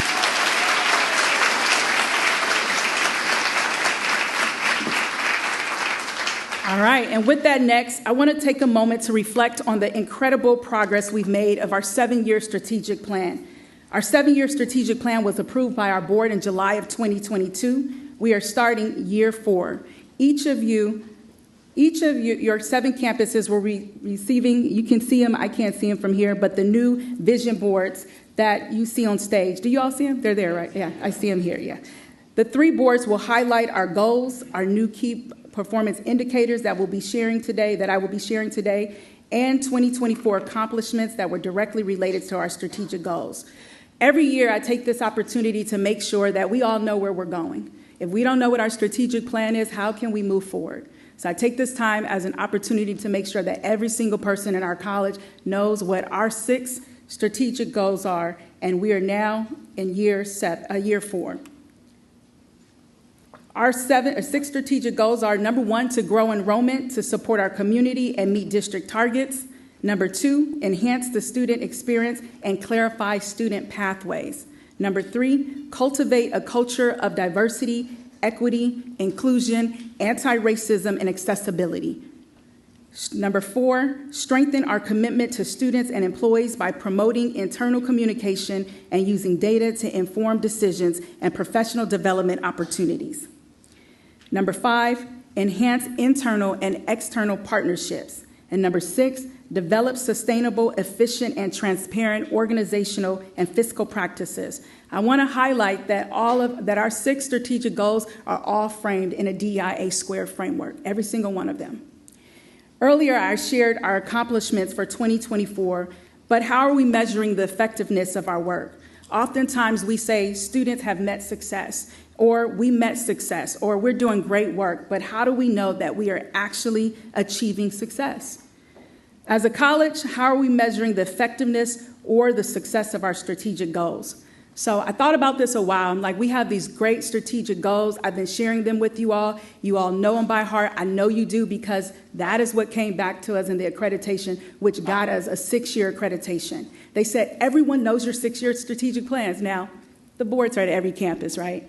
But this spring, I met with our research team and asked if they could develop a set of metrics to help us measure success for our college that were in alignment with our strategic goals. So as a college, our challenge is to move beyond just knowing our 6 strategic goals, but for us to use data to help us assess how are we really doing as a college. I want to thank our research team, Dean Lidke and Associate Dean Jesus Rivas and Juan Salcedo. I asked them this spring to identify metrics that will assess those 6 goals. And not only did they identify metrics to assess our effectiveness for our strategic goals, they wowed me. They have created metrics that connect to our strategic goals, but also those that align with the state's initiative, our Vision 2030 at the state level, the strong workforce funds that we receive, and CAPE dollars. For those of you that are curious about CAPE, it's the California Adult Education Program, where we receive about $5 to $7 million a year. So what they did is they condensed over 100 metrics, and they have developed 5 key performance indicators. These are the metrics that we will be using to assess all of the great work that we do at the college. They're also now added to the bottom of our 6 strategic goals. Please scan the QR code so you can see the amazing work that has been done by Jesus Rivas, the research team, and you can follow along with the report. I won't go over it in depth due to timing, but I want you all to see how we are really using these key performance indicators. What do they key performance indicators mean? What is the methodology behind them so that we can assess our strategic goal? Really quickly, we're using access, retention and success, completion, workforce transition, and post-secondary transition. How many of you had the chance to see the QR code? Does anyone need me to pull it up real quick? Okay. Yeah? Anyone? Okay. So you will have an opportunity to hear more about the key performance indicators. We know Jesus is a phenomenal presenter, and all of the research team is always willing of their time. They're going to come around and do workshops. We're going to hear about it. They're also releasing a report that will be released, providing you with data this fall. They're going to break it down by not only an overview of our college, they'll be talking about how do we look at it from the programs all the way to courses. So stay tuned for that. Next, as we move forward into the 2025-26 academic year, I want to highlight our new focus areas and priorities for this year, for year 4. For the President's initiatives, I want to focus really quickly. Everything that I share will be framed in servingness. Chancellor Smith talked about it earlier about HSI designations or Black serving institutions. Given that we are a non-credit institution, our students do not receive federal financial aid. So what that means is we are ineligible for what the federal government has determined as a Hispanic Serving Institute or a Black Serving Institute. But I want to be really clear that we are doing servingness. When I looked up the definition of servingness is to look at anti-oppressive methods and to reframe them and decolonize the work that is being done. We're doing that right here. We are serving our students with a servingness and heart. So I want to make sure that we all are very clear when I go forth with my President's initiative. The first goal will be to increase enrollment by an additional 5%. So why does this matter? Because every seat filled represents a life transformed. Each new student we serve expands our impact across the region and strengthens our ability to secure resources necessary to support all 7 of our campuses. Oftentimes I get emails and folks say, we need more people at this campus or that campus. I recognize that we face challenges, being that we are a decentralized campus. We are not one campus, so what we need is 7 times 7 of every employee, because we don't have the luxury of being at one campus and rotating them. We're at 7 different campuses across the San Diego region. And why I say that is because in order for us to continue to receive resources, we have to continue to grow our enrollment, which increases the funding that we receive at the college, which is why it continues to be at the top of my initiative. Next, I won't go through all of these. I'm going to just pull them out really quickly for the sake of time. But next priority that I'll be really focusing on this year is to increase communication across our campuses. I want to also remind you all that there's many ways you can connect with me. You can do a walk with the president. You can do a one-on-one meeting. You can do multiple ways. You can do a Zoom meeting. We have office hours. There's many ways that you can stop in, but we're going to continue to figure out more ways. How do we communicate with you all? Because we are 7 different campuses with 7 different cultures. I also want to remind you all that As I speak of culture, this upcoming fall, a new campus climate survey will be released across our entire district, the 4 colleges, and at the district. I want to thank our pre-team for their support in developing some of the questions to be used in the survey. All of the employees and students will have the ability to take that survey, so I encourage you all to please participate. Now, I'd like to briefly walk you through some of the key goals from our various divisions, starting with student services. This year, we are continuing our work to streamline the enrollment process. We've made significant progress. However, we made significant progress moving from multiple applications, our faculty doing the enrollment, but now we have moved to a single, simplified process. Previously, we didn't have a director of admissions and records, and so this has been a mind shift for us as a college to really recognize we now have admissions and records like the other colleges. And I want to thank again Libby Beckett. We now have a strong admissions and records department. And we're really excited about the direction, but this will be another goal to streamline the process, keep the enrollment going. I know some of our programs are larger and we're still working on it, but I do believe we'll be able to tackle that. Also in student services, our goals are to continue to expand support programs for students so that we are making sure that we are serving students. This includes the launching of the first Veteran Center, now that we have hired a full-time counselor, Dulce Arroyo, and opening our new mental health center at ECC, and our first ever Rising Scholars Program. We're proud that we received $169,000 from the State Chancellor's Office, the first non-credit in the history to receive those dollars.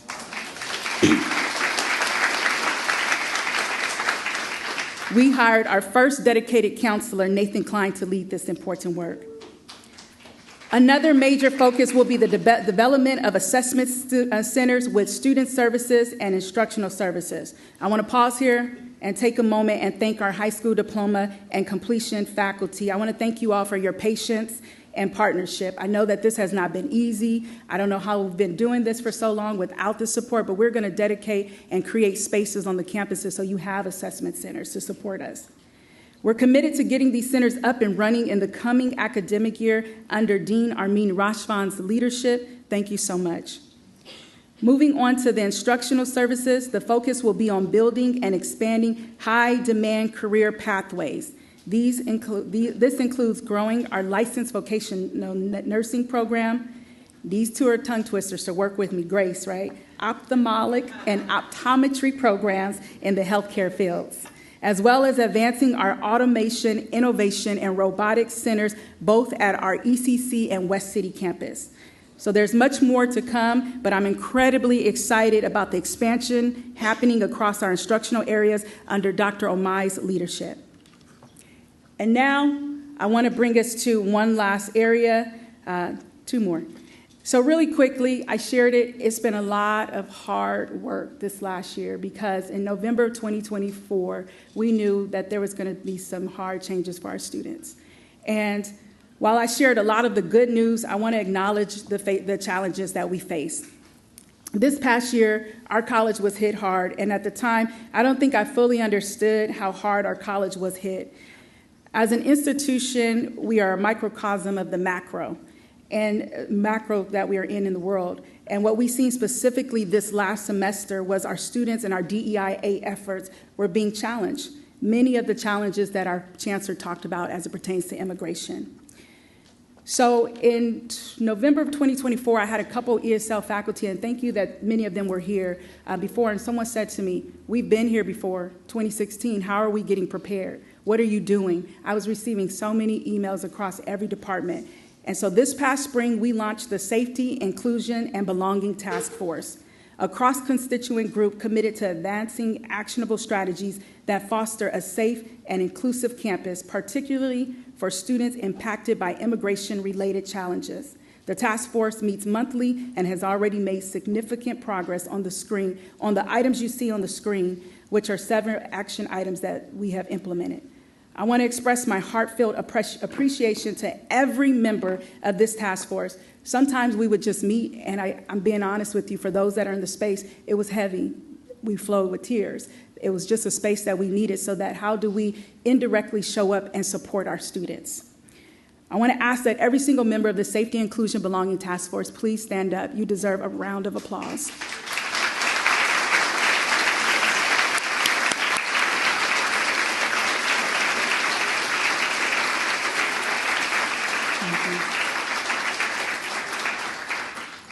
So we don't have time, but all of you are going to receive a medal, a purple medal. And I would like to ask that after this, each and every one of you come up here so that we can, I see you, Fatima, yes, that each and every one of you come up here so that the Executive President's Cabinet can lay you with this badge of respect for doing the heart's work. Next, I want to briefly highlight the Measure HH bond. The priorities that the leadership team and I selected were to focus on the areas with the highest priority at the time. So when the Measure HH bomb came on, folks said to me all around the district that what is the president's first phase initiatives? I'm like, how do you make that decision when this is a 20-year bond and you want to make sure that everyone feels seen? And so what I did is work closely with our amazing Executive President's Cabinet. And we looked all across the district and thought about this very intentionally. Where are the safety hazards? Where is there opportunities for growth? And where is there necessary need for us to use these $3.5 billion that the district received and create phase one for just the College of Continuing Education? And what we came up with, the highest priority at this time, was the ECC theater renovation, the new ceramics classroom. I know Pamela is happy. Our community room at ECC, the mini outdoor patio that can be used as an amphitheater, and the Automation Innovation Robotics Skilled and Technical Trade Center at ECC in West City. Shirley Pearson is happy somewhere. I know, there you go, that's right. And our West City expansion, Automation Innovation and, West City expansion for the air program, and our CE Mesa wind and water issues resolved. And now I have very exciting news for you. How many of you received this? Let's get ready. It's going to blow you away, so you got to get ready. So let's get ready. So what you do is you tear the end of this, and on the count of 3, I want you to pull your confetti. 1, 2, 3.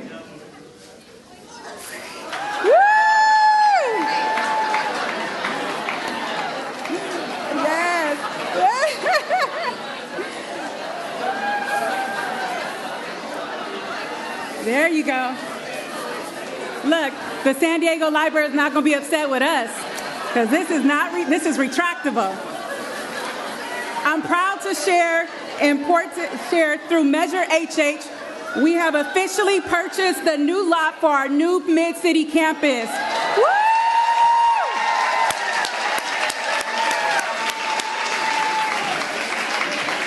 What does that mean? I want to first thank our Chancellor. I want to thank Vice Chancellor Peterson for working with us to make this happen. I want to thank Anthony Vargas. I want to thank Mark Nesbitt and Jacqueline Sabanos. We now have a building, a lot where a building will be built, and this is going to be something unimaginable. On 54th and El Cajon, walking distance from our existing Mid-City campus, with parking from the top to the bottom. Parking will not be an issue. Stand up.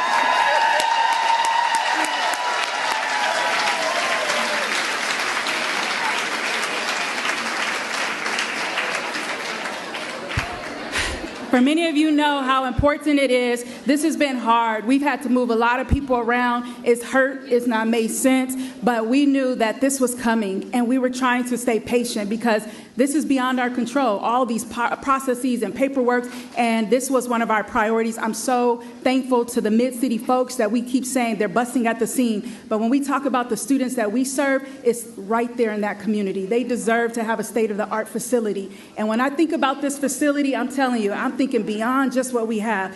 Every single one of our programs should be represented. I want to see our culinary arts. I want to see a restaurant style there. I mean, the sky is no limits, right? And so we are excited to announce that. And with that being said, welcome to Fall 2025. I'd like to welcome VP Sabanos.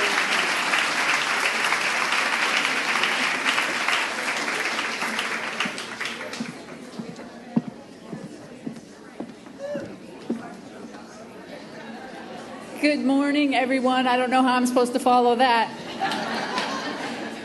Welcome to the fall semester. I'd like to begin by reviewing our major sources of funding for San Diego College of Continuing Education for the 25-26 fiscal year. Our general fund unrestricted budget is $51.3 million, which is over $5 million more than we received last year.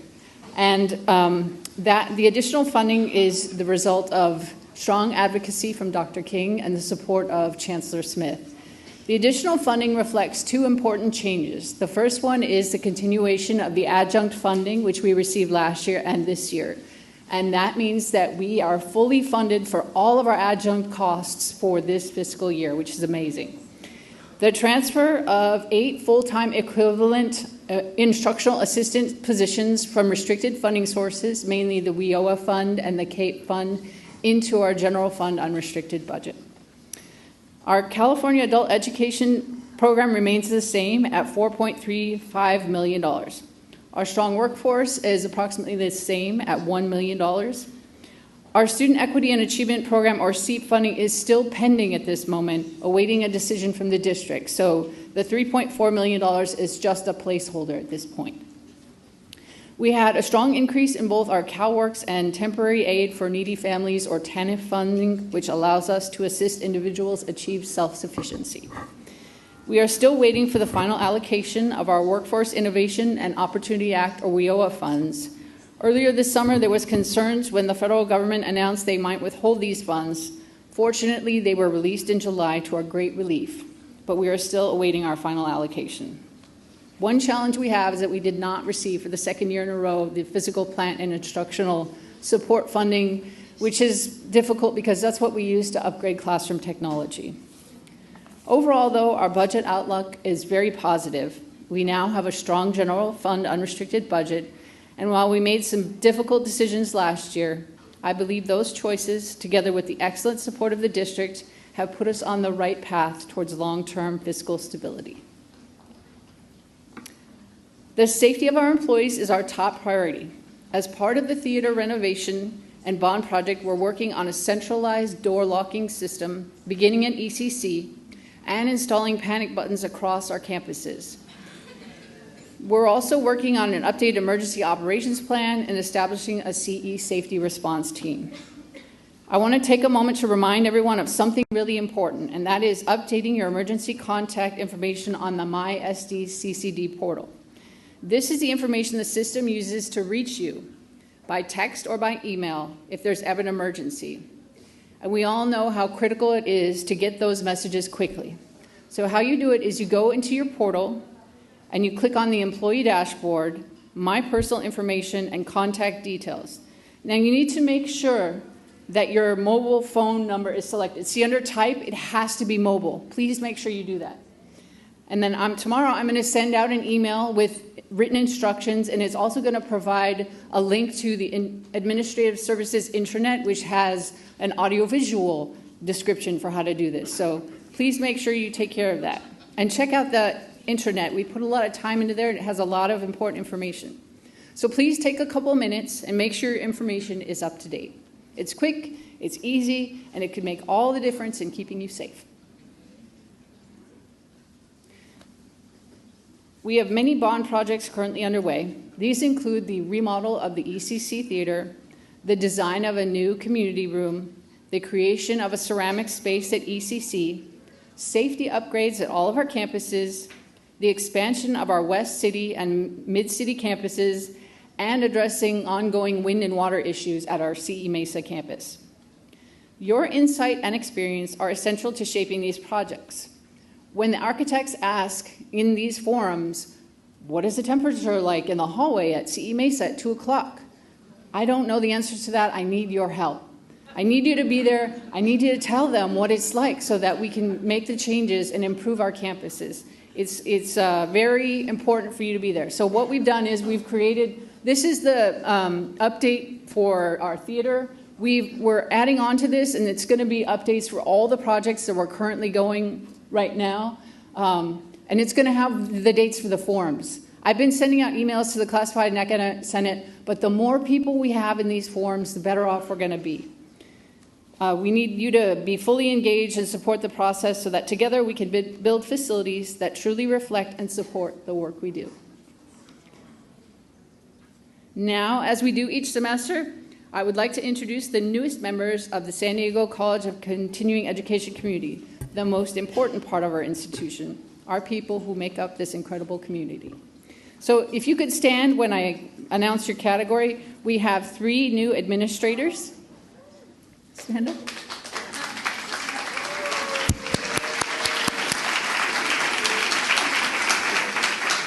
We have 1 new SPA member. And we have 5 new faculty members.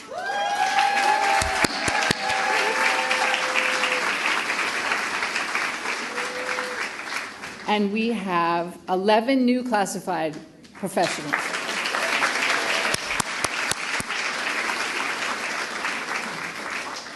And we have 1 new foundation employee.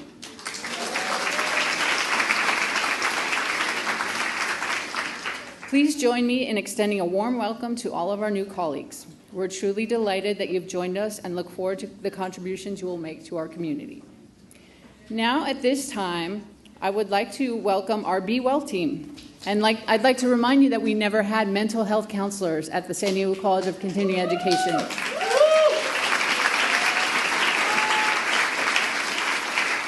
And thank you to Dr. King, who established this program. And if you recall, this was the first time that through our FHP process, we had non-instructional positions as part of it. So welcome.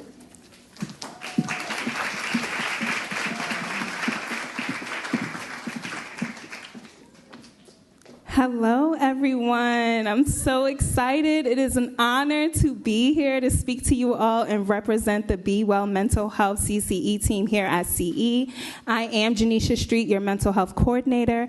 I am joined by Jeremy Garcia and Liz Barajas, who are your mental health counselors. We have some really exciting things happening coming up. I'm going to move through quickly because I know we're behind. So these are just some quick highlights that we'll be talking about. I love numbers, so we'll talk a little bit about numbers as we move forward. But some highlights within the last year, 24-25. We'll talk about the mental health center that's going to open and give you some snapshots to orient yourself to our services so that way you can better serve our students. So, one major highlight I want to say is we connected with over 2,500 students through outreach events since the beginning of last summer, right? The 24-20, thank you. Yeah.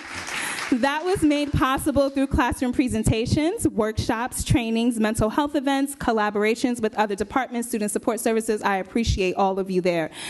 We received over 450 referrals since the beginning of last summer. Summer 24, we had over 90 referrals, which means we have quadrupled how many referrals have came in since summer of 24, now until spring of 25. 50% referred by instructional faculty, 30% from other staff. Total of 80% of our connections were made possible by you guiding our students through the referral process. Please give yourself a hand. Okay, so some notable data points from our triage intake form. This is really important to note. 25% of our students reported suicidal ideation in the last 30 days, and what that means is that they are actively having thoughts of hurting themselves with no plan. Just the thought of maybe being overwhelmed and not wanting to be here. 55% reported experiencing suicide ideation in their lifetime. So what we're noticing is that a lot of our students are coming with heavy things, situations, traumas that they've been through. And as they're coming through us, I'm going to show you something next. We have a pre and post treatment to show you some actual visuals of what's happening. Those black dashes represent, this is our CCAP, so we do this pre and post to measure the moods of our students. Our CCAP's national average, you'll see, are the black dashes. Our students excel over in depression, anxiety, overall distress, frustration, and alcohol use over the national average, which absolutely would make sense for the population of students that we serve. What I am happy to present is 60% of those students in the last year reported at least some SI at pre-treatment, and 100% of them reported no SI, suicidal ideation, at the post-treatment. So with that being said, I'm excited to say that we're going to expand our services. We are going to have our grand opening for the Mental Health Center on our ECC campus. I'm so excited. Throw those streamers again. We will be housed in room 177. The grand opening is September 3rd from 9 a.m. to 11 a.m. So if you are able to join us, please join us. We would really appreciate that. So as far as the referral process goes, we still are looking for online referrals. I'll take a snapshot and show you in the next slide. But students may now directly refer themselves via email, right? Take something off of you, okay? Via email or via phone, 619-388-4689. That is the Be Well number.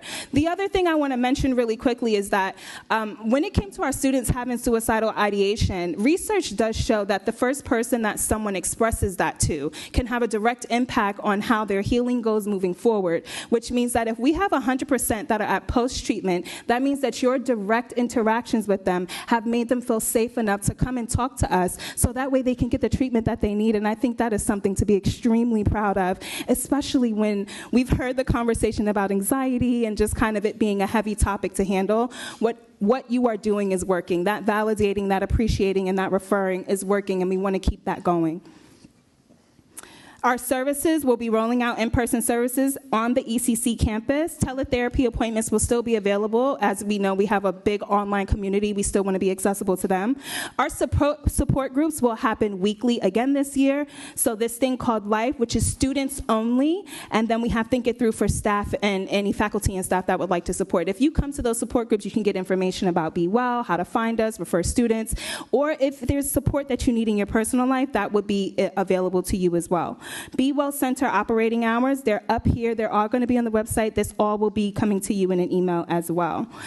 Please note that these times are just for the physical space that someone will be in there. Virtually, students still have other options. We are on the website as well, so if you don't know, now you know. If underneath student services, you'll see Be Well CCE. When you go there, you can see you can learn more about your staff here. And then also, there's a students tab where students, and again, it's noted that if you see at the top, select language, our students can translate this into any language that they need, which means they can get information on coping with stress, time management, mental health support on campus and in the community. When we talk about mental health support on campus, there is a drop-down for students, mental health awareness and education. That goes directly to the community, and there are hyperlinks that students can reach out to get support within their community. If a student is maybe questioning about being referred to Be Well, this is one resource that you can give them so they don't walk away with nothing. For our staff, I understand that the reason we exist is because of all of you believing and supporting the vision. So we want to make sure that we're supporting you too. There are de-escalation techniques that are here. I understand that is a trying time within our country, and every day we come to work is direct activism to what is going on. So I want to be sure that you all are taking care of yourself, that we have the capacity to continue to show up for ourselves and our students, and that is happening here for you with de-escalation techniques, teaches you more about trauma-informed care, about how we can interact with our students in a more compassionate, meaningful way. And then also our EAP services. If you are having a hard time, there is no shame in that. We all have things going on outside of work. Please make use of your services and EAP services that can provide you extra support so you can continue to show up and we can continue to make things happen. You'll also see underneath services a breakdown of what we do in our 4-session model, and then that link below is right there where you can refer students. I often tell staff members to favorite it, so that way as soon as you need it, it's right there in your tabs. Thank you so much. Thank you so much for everything, all of you. Dean Novak, thank you so much for believing. And I do want to give a special shout out to Dr. King and Dr. Carter, because when it comes to trauma-informed care and the population of people that we served, it doesn't happen if it's just me or if it's just you. It has to start at the top. That's how we get the buy-in. It has to start at the top so we all are interacting and creating a safe space for our students. I'm so proud of all of you. I'm so honored to be in this room. Thank you all so much. And it is with great pleasure that I get to introduce Ms. Diana Larson, who is head of the Go Green Committee. With hope that we are instilling in our students, she is also instilling that into our environment to make sure that it is sustainable for our students into the future. Diana, thank you.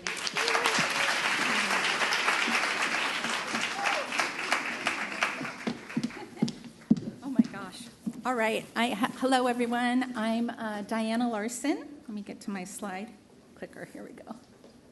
There I am. Go Green chairperson of the Go Green Committee. I'm wearing this because I'm so excited about the news for Mid-City. Woo! Everybody, my fellow colleagues that work there. I'm an ESL adjunct professor. And I want to start by saying I know that nobody wants to harm the planet. But unfortunately, over the last many decades, we've developed some really bad habits based on convenience. And unfortunately, a lot of what our planet is suffering from are the worldwide economies that still favor fossil fuels, which all plastic is made out of, by the way. So whenever you pick up a plastic fork or drink out of a plastic water bottle, keep in mind that an oil company made that product. Whenever you throw something into the trash, it's not going into a trash can. There is no away. It's the land, it's the earth that is receiving that trash. So please think about that. Even every time I go anywhere, I look and I think, oh, I hate that I had to throw that in the trash or throw that away into the earth. Some trash cans even say landfill, which is very appropriate. And I invite you to use your phone at the end of this presentation because there will be a QR code that will connect you to many more wonderful green resources. All right, so our meetings are on the third Tuesday of each month at 3 o'clock. The first meeting will be September 16th. So please join us. We're welcoming many more people to be part of the green team. So third Tuesday, 3 o'clock. That's easy to remember. In the next 25 years, or by 2050, temperatures will continue to rise with frequent heat waves. Sea levels will also increase, eroding coastlines and cities. There will be more extreme weather events. The number of species that share our planet will continue to decrease. And food and water insecurity and health-related illnesses will rise. Okay, these are really important, not just for ourselves, but as has been spoken, for all of our underserved populations that are definitely at a more vulnerable state than we are, even whether it's here in San Diego or nationwide. Now I'm going to have you try to answer some questions about being green. I'll read the questions out loud and let you read the choices. Please share with your partner what you think the correct answer is, and then I'll reveal it. Why should we avoid plastic water bottles?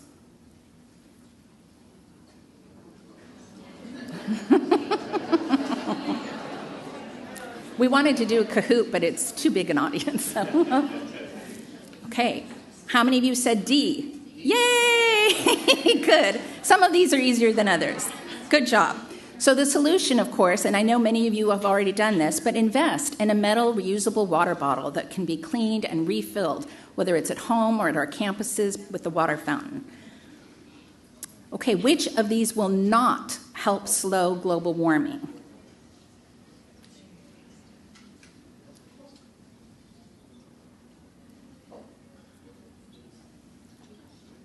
Okay, what do you think? Whisper to the person next to you. Which one do you think?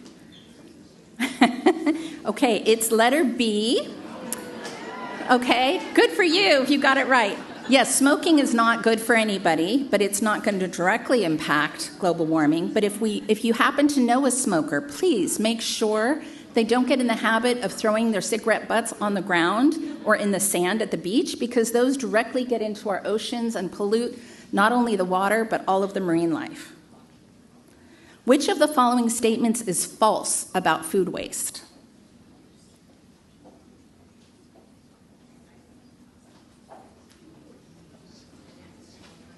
Okay, you think you know? All right, letter C is the correct answer. Very good if you got it right. Food waste from home can be reduced with careful menu planning and putting food scraps in a green bin or compost pile. As many of you know, in a lot of European countries, they don't go out and buy weeks worth of food. They go and buy what they're going to make that day or that night. So we need to change our habits a little bit. Okay, and then what is the best way to be eco-friendly when it comes to clothing?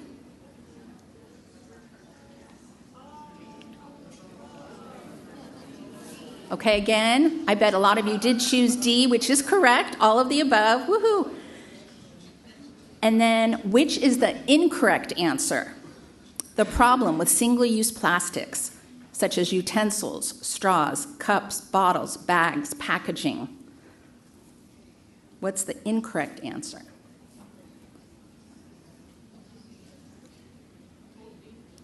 Okay, did you have a chance to figure it out? Okay, letter A is the correct answer. They are convenient, but that's part of the problem, right? That's helped us develop our bad habits. Plastic could be nicknamed the new silent killer. All living things have plastic in their body. Wildlife often dies from it, and the health risks for humans is still being researched. But I'm sure I hope you are aware that all of us have plastic in all parts of our bodies, our blood, our brain. It's really frightening. Last question. This is a little bit of a trick question. What are some simple ways you can go green and make an impact on our community?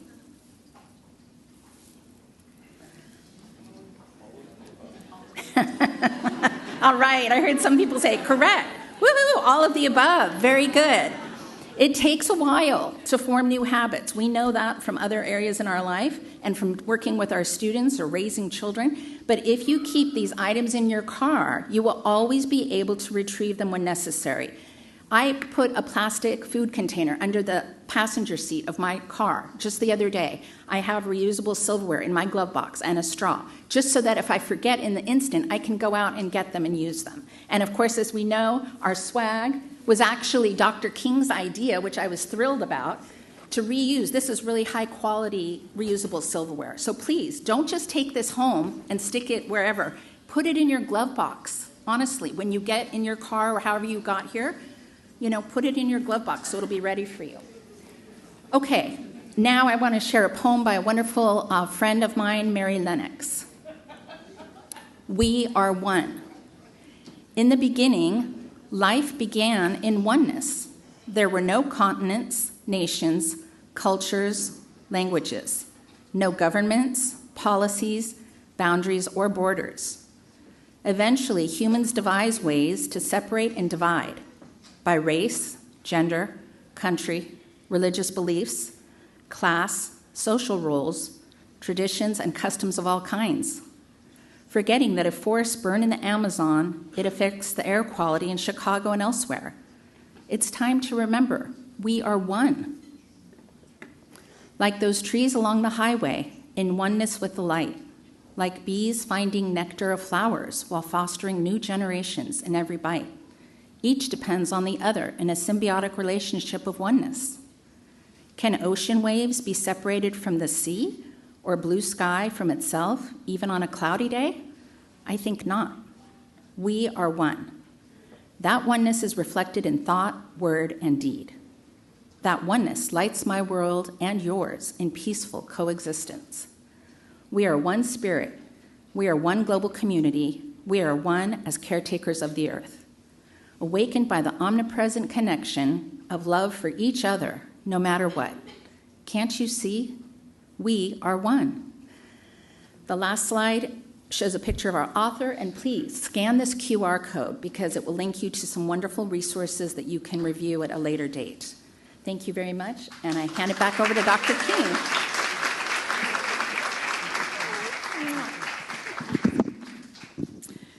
All right, thank you to all of our presenters.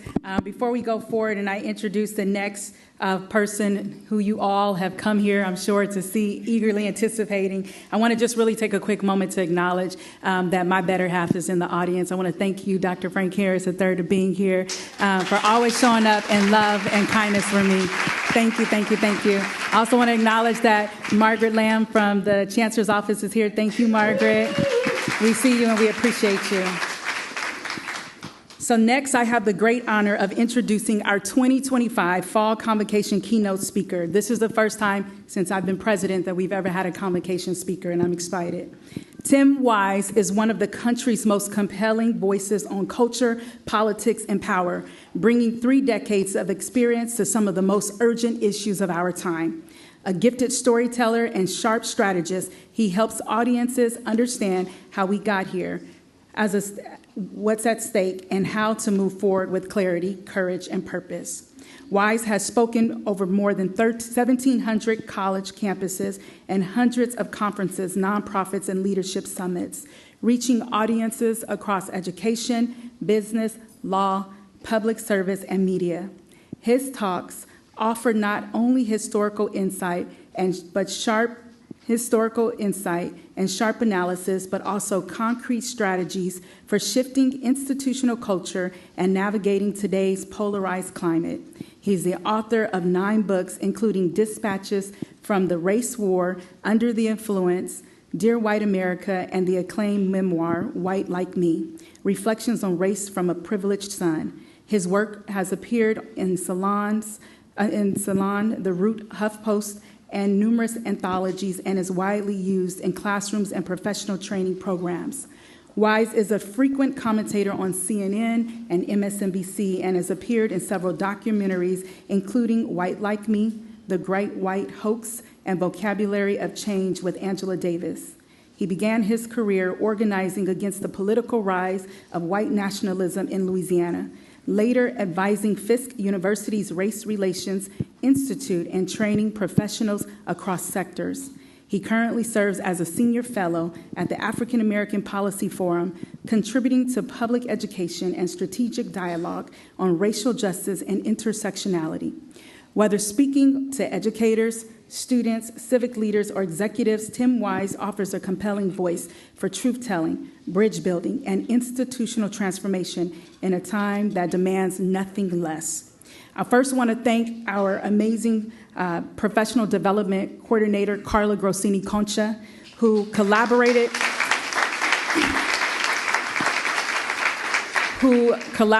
with to bring Tim Wise to San Diego following the National Conference on Race and Ethnicity in Core, where a group of delegates from our college were there in attendance. And so it was through her work that he is speaking here today, and he will follow throughout the rest of our district at the other colleges. I want to bring him to the stage and give him the most appropriate, with respect, welcome that he deserves. 1, 2, 3, 1, 2.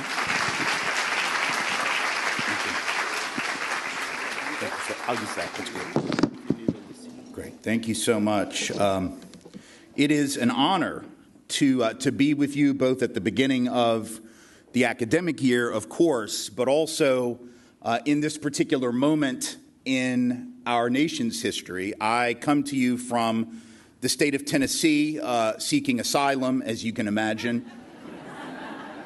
I don't know if you offer that on some type of interstate compact, but if so, seriously hook me up, because although I didn't have to smuggle in the critical race theory to California, when I go back, they're going to check my bag for it. And it's still going to be in there, and so I could probably need a little help and use a little help from my friends here in California. It is an honor to be able to speak anywhere in a country where 25 or more states, I haven't checked this week, it's probably more, but it was 25 states that have essentially illegalized the conversation that I want to have with you today. They have, of course, also illegalized virtually everything that you do in this institution. I saw the list that Dr. King put up about the vision, the values, the goals, and it is all being filtered through a lens of diversity, equity, inclusion, anti-racism, and accountability. The very fact that this institution is bold enough to proclaim that in the face of what we face as a nation is inspiring to me, and it should be inspiring to you. And I hope that you will recognize the revolutionary nature of what you stand for in this institution, that you will not only see yourselves as educators and administrators and staff supporting students who are attempting to better their lives, their careers, their education, but that you will see yourselves as radically subversive of the mentality that dominates in our country right now. You should be inspired by your president. You should be inspired by those mental health professionals that were just up here who are literally saving lives that are under assault in this country by masked men without identification, who refuse to tell us who they are, who operate as a secret police and snatch people off the streets of our country. That is who we are as a country. But by God, what you are as an institution is something very different. And it is an honor for me to stand in this room with you today in a place where resistance is not only allowed, but expected and a matter of formal policy. So thank you for having me here to be with you in this moment. We are being led by people who would have us not even discuss these issues of equity, not discuss these issues of diversity, not discuss anti-racism, accessibility, or inclusion. They would shut down these discussions in K-12 schools and in colleges and higher education. They take the approach that if we see no evil and we hear about no evil, that therefore we don't have to remedy any evil. They treat history like an Etch-a-Sketch. Y'all, some of you old enough to remember Etch-a-Sketch. Some of you are now Googling what the hell is an Etch-a-Sketch. But if you're old enough, you know an Etch-a-Sketch, you draw those things with the little dials, and then when you realized you could not make a damn circle with those dials, then you would shake it up and you would try again. These folks treat history like an Etch-a-Sketch. If we just shake it up and make it disappear, it didn't happen. But we know better. We understand that we have come to this place of inequality and injustice and racial and ethnic disparity, not by accident, not because of the lunar tides or sunspots or coincidence, right? But because of deliberate policy that excluded some while over-including others. And they can try to erase that history from our museums. They can try to erase it from our schools. They can try to ban the conversation of it in spaces like this, but it won't change the reality on the ground. And not just the past reality, not just the historical reality, but the contemporary reality, because history has its own inertia. See, when we learned about Newton's first law of motion, which is in fact that thing called inertia, right? That an object in motion tends to remain in motion. They taught us that as a physical property. And it is a physical reality. If I slide a book across a table, it will keep going until either the friction slows it down or it falls off the table and hits the ground and it stops. If I roll a ball down a hill, it's going to keep going until it bumps into something or you pick it up, or eventually the friction between the ball and the ground slows the ball down enough to stop it. That is Newton's first law of motion in action in the physical sense. But that notion of inertia is also a socio-political, socio-economic, historical concept. The things that happen in one generation affect the next generation and the next generation and the next generation. So you can erase the story. You can remove the discussion of the initial actions, but the consequences of those actions will live on. And we can see how that plays out today, in spite of the fact that we have voices from on high telling us that folks of color no longer face systemic obstacles to opportunity. They no longer face racial subordination, that somehow the real victims are people who look a lot like me. Fascinating. Been a white man a long-ass time, y'all. Never have I felt the target of oppression, of marginality or marginalization on the basis of either of those two things. I will, in October, have been a white man for 57 years. I would think that if this system were systemically oppressive to me, there would be some evidence of it in my own life and the lives of others like me. But the evidence says it is exactly the opposite, as it has always been. You can look at the Labor Department data from just this month, and what you will find is the evidence of that inertia and the systemic disregard for the lives and opportunities of people of color. What do I mean? Right now, Black folk in this country, for instance, 2.25 times more likely than white folks to be out of work. Latino folks, approximately 1.5 times more likely to be unemployed than comparable white folk. Asian Americans, 1.2 times, that is to say 20% more likely to be unemployed than comparable white folks. Even When those people of color have college degrees, that disparity remains. So black folk with a college degree, 1.75 times more likely than white folks with a degree to be out of work. Latinos with a college degree, 1.5 times more likely than comparable white folks to be out of work. Asian Americans and Pacific Islanders with a degree, 10% more likely than comparable white folks to be out of work. That is today. That is not 50 years ago. That is not 70 years ago. It is not 20 years ago. It is right now. Right now, the typical white family and household in this country has between 5 and 8 times the net worth of the typical black or brown household. And it is not because we worked harder. It is not because we are better at investing money. If y'all didn't learn anything from the 2008 financial meltdown, at least take that away. White boys can lose a lot of damn money because that loss of $12.5 trillion worth of value, 20% of the accumulated wealth of this country, which it took over 230 years to accumulate, and those white boys on Wall Street wiped it clean in 18 months.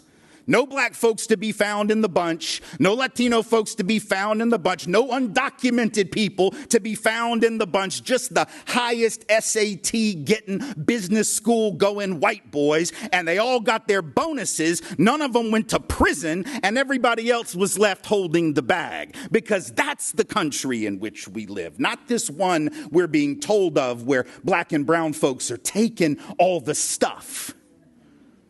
If black and brown folks had wrecked Wall Street the way white folks wrecked Wall Street, black and brown folks couldn't even get a job in a bank as a teller, let alone get their bonus and continue on in the way that they were operating at that time.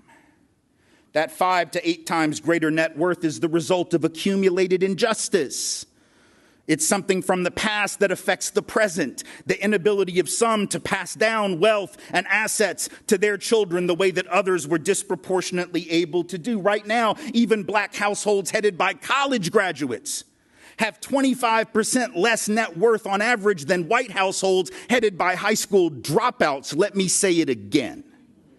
Black households headed by college graduates who did everything we told them to do. Stay in school, get your degree, improve your job prospects and your economic and financial condition. Even those black households are worse off than white households whose head did not even finish high school. That is the legacy of systemic injustice, and you will not hear that data discussed in the so-called woke media that we keep getting told is so woke and so anti-racist and so liberal and so progressive, but they won't tell you those facts.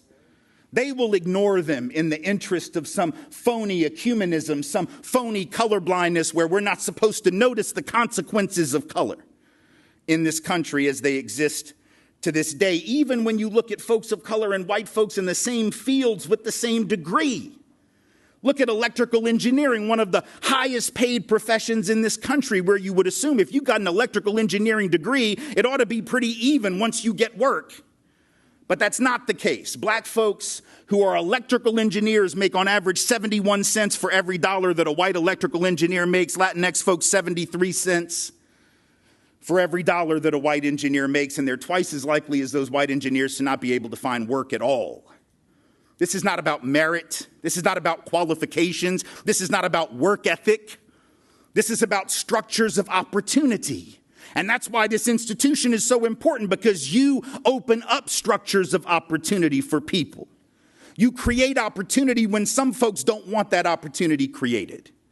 When some folks would rather we just go about our business and not try to rectify racial or ethnic or economic disparities between the haves and the have-nots. That is why they are snatching people off the street.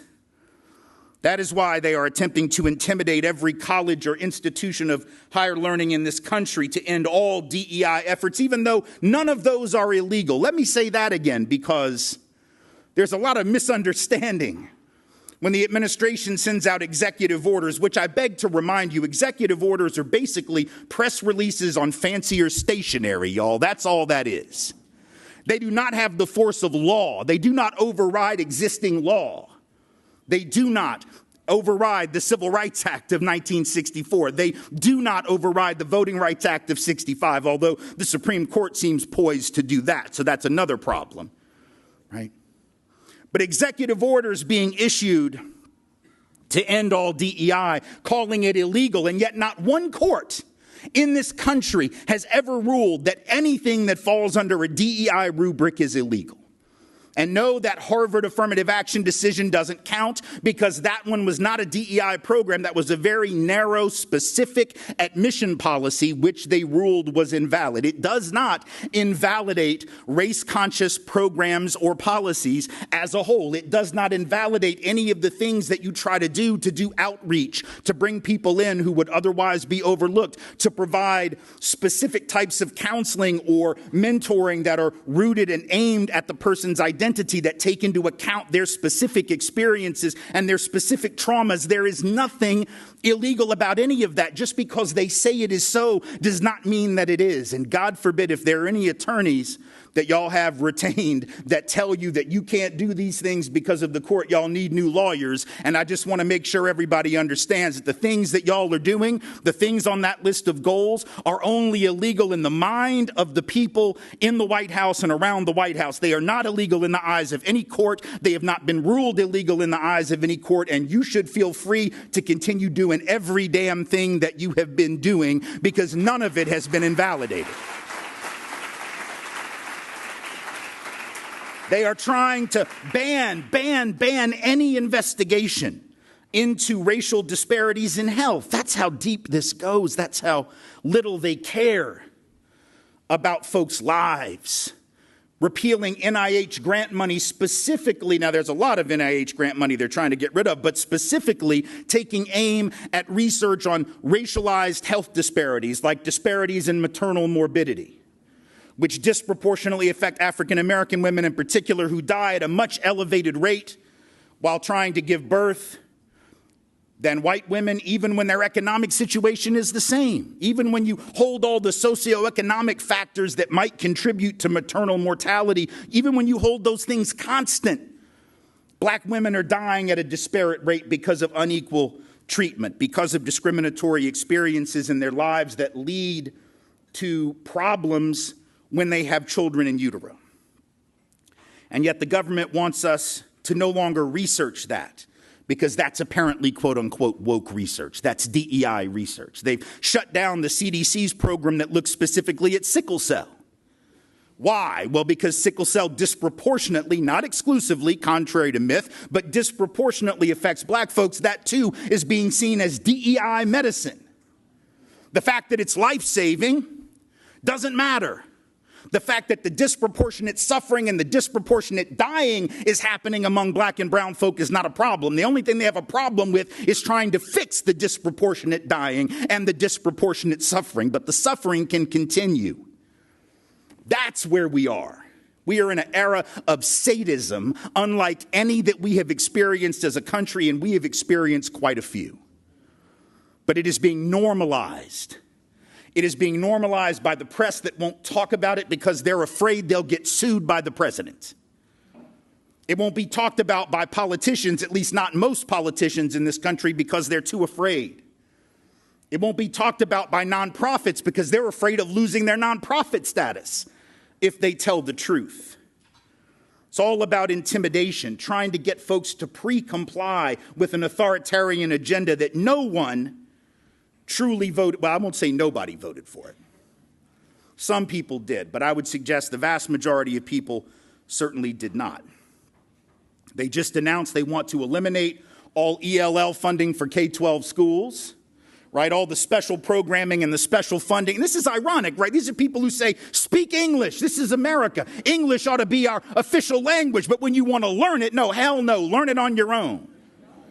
Get Duolingo or some shit, but don't expect us to do that with your children in 4th grade and 5th grade. We're not going to actually facilitate the learning of English, but then we're going to penalize you if you can't do it. Y'all understand the real goal is just to run all the non-English speaking people out of this country. That's the goal. It's not about assimilating people. It's not about bringing folks in who can share in the great historical and cultural bounty of the United States. It is about removing the people that Stephen Miller has hated since he was 11, growing up in Santa Monica, angry that he didn't have as much money as some of the other white folks he went to school with, and angry about the brown folks that he had to sit in class with. Right?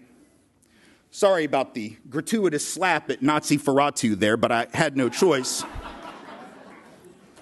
You can borrow that. Yeah. That's where we are as a country, banning the outreach and recruitment of students of color, even though there is no legal authority for any of this. Why are they doing it?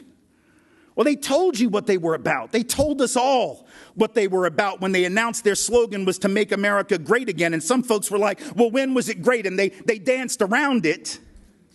They didn't want to talk about it because they knew the answer was going to sound pretty sketch, so they kept it quiet.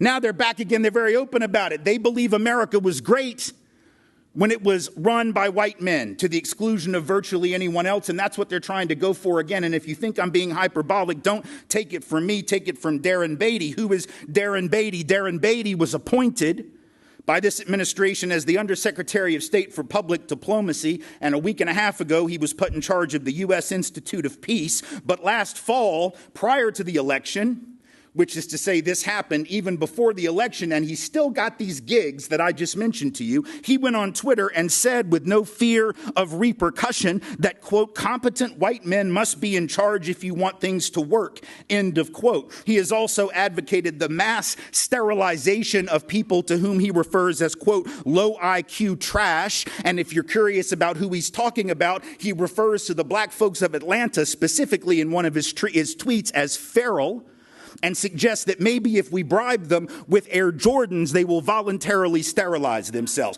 That man is working on our taxpayer dollars because this administration thought that that was appropriate for an Undersecretary of State for Public Diplomacy, an overt white supremacist. And he is not alone. He is just one of many who have been put in those positions because they believe what he believes, that unless you have white men running each and everything, the country will not succeed. They are looking to replace vastly more qualified people of color with vastly less qualified white men. And so they got rid of Lloyd Austin as the Secretary of Defense, right, who they referred to as a DEI hire, and replaced him with a Fox News host, Pete Hegseth, a DUI hire, with no credentials to speak of, no resume to speak of. But that was done in the name of merit or qualifications? No, it was done in the name of restoring white male dominance and authority. They replaced the chair of the Joint Chiefs, C.Q. Brown, another black man, with a white guy, far less qualified, whom Trump liked apparently because of his nickname. No, seriously, his nickname is Raisin Cane. And the president said, I like Raisin Cane. Sounds like a badass. Doesn't matter that he wasn't as qualified as the previous head of the Joint Chiefs. He was white, he had a cool nickname, and that's all that apparently matters. These are folks who attack every person of color they find in a leadership role. Every time. Notice that. Every time. And they refer to them all as DEI hires or DEI candidates. They said that about Kamala Harris, that she was a DEI selection for vice president and a DEI candidate. They said it about the mayor of Baltimore. When that barge hit the bridge, remember that a year ago? The barge hit the bridge. They called the young black male mayor of Baltimore a DEI mayor. How the hell are you a DEI mayor? First off, you have to get elected, which is why he then proceeded to flip it and call DEI duly elected incumbent. That was what he said he was, but, right? A DEI, as if somehow had the mayor of Baltimore been white. You understand the suggestion they're making. If the mayor of Baltimore had just been one of those good old white boys that used to run Baltimore, that bridge would have miraculously sustained the blow. But the fact that it was a black guy in the mayor's office weakened the support structures of the bridge. It's the same thing they said when the airline, I think it was Alaska Air, had a door blow out a year and a half ago, right? In the middle of a flight, 30,000 feet, door blows open. And Elon Musk and the rest of them, they all said, it's DEI. DEI is why the door flew off, because apparently, I don't know, Delta's got a program to train black folks to be pilots. All right, last time, I've been flying a long time. Last time I checked, pilots do not weld the doors onto the plane. But just the fact that Delta had, or Alaska Airlines, or whoever it was, or maybe it was Boeing itself, has a DEI program, right, was blamed for the fact that that door flew off its hinge in mid-flight. They consistently go after folks of color, calling them DEI hires. Now the president is going after Lisa Cook, the first black woman on the Federal Reserve Board, supposedly for mortgage loan fraud being something the president knows a little something about. They're now going after her for that. It's no coincidence that she's the first black woman on the Federal Governor's Board being attacked in that fashion. He's talking about sending the military into cities, but only those cities with black mayors, despite the fact that there are cities with white mayors with higher crime rates per capita than any of the ones he's talking about, like Anchorage, Alaska, which has, by the way, the highest per capita murder rate and violent crime rate of damn near any city in this country every single year. But he's not talking about sending the military into Anchorage or into Jacksonville, which has a white mayor, or into Springfield, Missouri, which is majority white, Rapid City, South Dakota, majority white. These are all places, by the way, that have higher crime rates than Chicago, higher crime rates than Los Angeles, higher crime rates than San Francisco, higher crime rates than Washington, D.C. So why is he only talking about sending the troops into those places that are either majority black or brown or have black or brown mayors? It's because this is not about crime. And it was never about crime, right? Just as snatching people off the street for being undocumented was never about freeing up jobs for native-born Americans. It was about imposing fear. It was about trying to send a message that no matter what you thought this country was, a multicultural and pluralistic democracy, you can hang it up. We are not going to be those things anymore. That's the message that they are trying to send. That only if white men are in charge and only if white folks are dominant can this country function. Elon Musk tells us that with a straight face, even as his rockets continue to blow up. And his cars, self-driving, are not, in fact, self-driving. They keep crashing. The rockets keep exploding, and we keep giving him money because he's got to be brilliant because he's rich. He's the wealthiest man on. He must be brilliant. He must be a genius. And yet his rockets keep, and every time his rockets explode, he just says, another success. I do have to say, there's one good thing about Elon Musk. Elon Musk has finally proven that, in fact, you can find an unqualified African American. He's it. Some of you got that right away. The others, it will have to. You'll get it if you remember where he's from for just a second. We found the unqualified African American. Just so happens he's a white guy, but he is from Africa. So they say these things as if we're not paying attention, as if we can't tell what their real goal is: to restore white male dominance, to roll back the last 70 years of civil rights progress, and not just for people of color, but for women of all colors.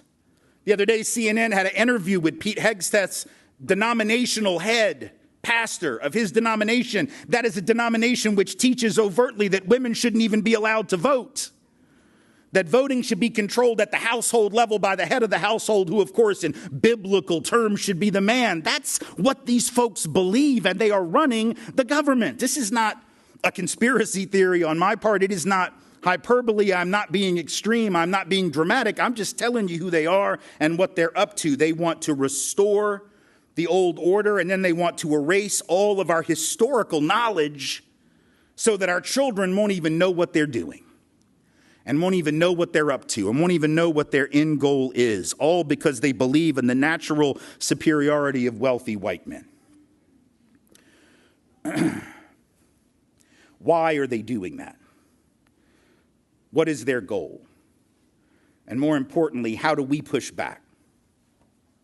It's funny to me to hear them try to justify their actions vis-a-vis immigrants, their actions vis-a-vis DEI efforts. All of it, they say, is to restore some lost glory to our country, to put real Americans back to work, to unify the nation rather than dividing us with all of this multiculturalism. But it isn't multiculturalism which was the source of division.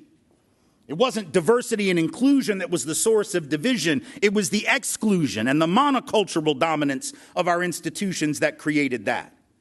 To blame the remedy for the problem is to ignore the disease itself.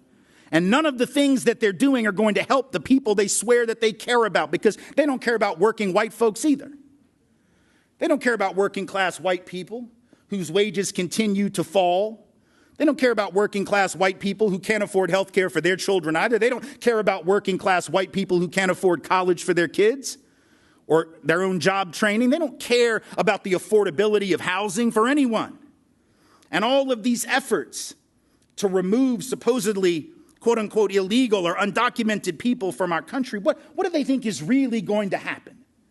Do they think that white folks are just going to suddenly flood the farms of America and do the work that we haven't been doing for a really long time? Do they think we're going to suddenly take the jobs that brown folk have been doing under exploitative conditions for all of these decades? Do they really think that folks are going to line up around the block to be taken advantage of the way this country has taken advantage of that brown labor generation in and generation out for most all of our history? They certainly don't really believe that. But just in case they do, and just in case people in your lives do, let me just be very, very clear. The future of this country, and not just for people of color, but for all of us, the future of this country is going to depend on multiculturalism and pluralism. We are either going to be a multicultural democracy or we are not going to be a country at all. And I can say that because the numbers tell me that it's true. All of these folks who believe that we can go back to some fictive past, even if we wanted to, we couldn't do it. Because the simple reality is there aren't enough white folks to keep running this place, y'all. And they're not going to be, right? They're not going to be, because over the last 50 years, white folks got so successful, had so many opportunities available to us, that we just didn't have enough kids to replace us. Oops. And I know the white nationalists are very upset about this. They scream and yell about great replacement. They're trying to replace. Ain't nobody trying to replace you. Y'all just stopped having sex. Y'all just decided not to have as many babies. Oops. And as a result right now, I don't know if you know this, but you know what the median age for white women in America is? The median, the midpoint, right? So half are older than this. The median is 46. How many women 46 or older do you think looking to have a baby next year? Even if they can have a baby, I don't know any women in their late 40s that are like, sign me up for that shit again. So when the median age of your childbearing population is 46 years old, you are not going to be able to change the demographic transformation of the country. You simply won't be able to. You can try, and they are trying, aren't they, by restricting reproductive freedom and availability of birth control, contraception, abortion services, all of that. But that's not going to be sufficient when the median age of women in that cohort is 46. The median for black women is 36. So within the fertility window, but not by a lot, the median age for Latinas is 30, right? So if it isn't for Latina growth in our country, both immigrant and native-born Latino and Latina peoples, we are not going to survive as a country. The future of America is either brown or it doesn't exist. Do you understand? We're talking about white folks' Social Security, y'all.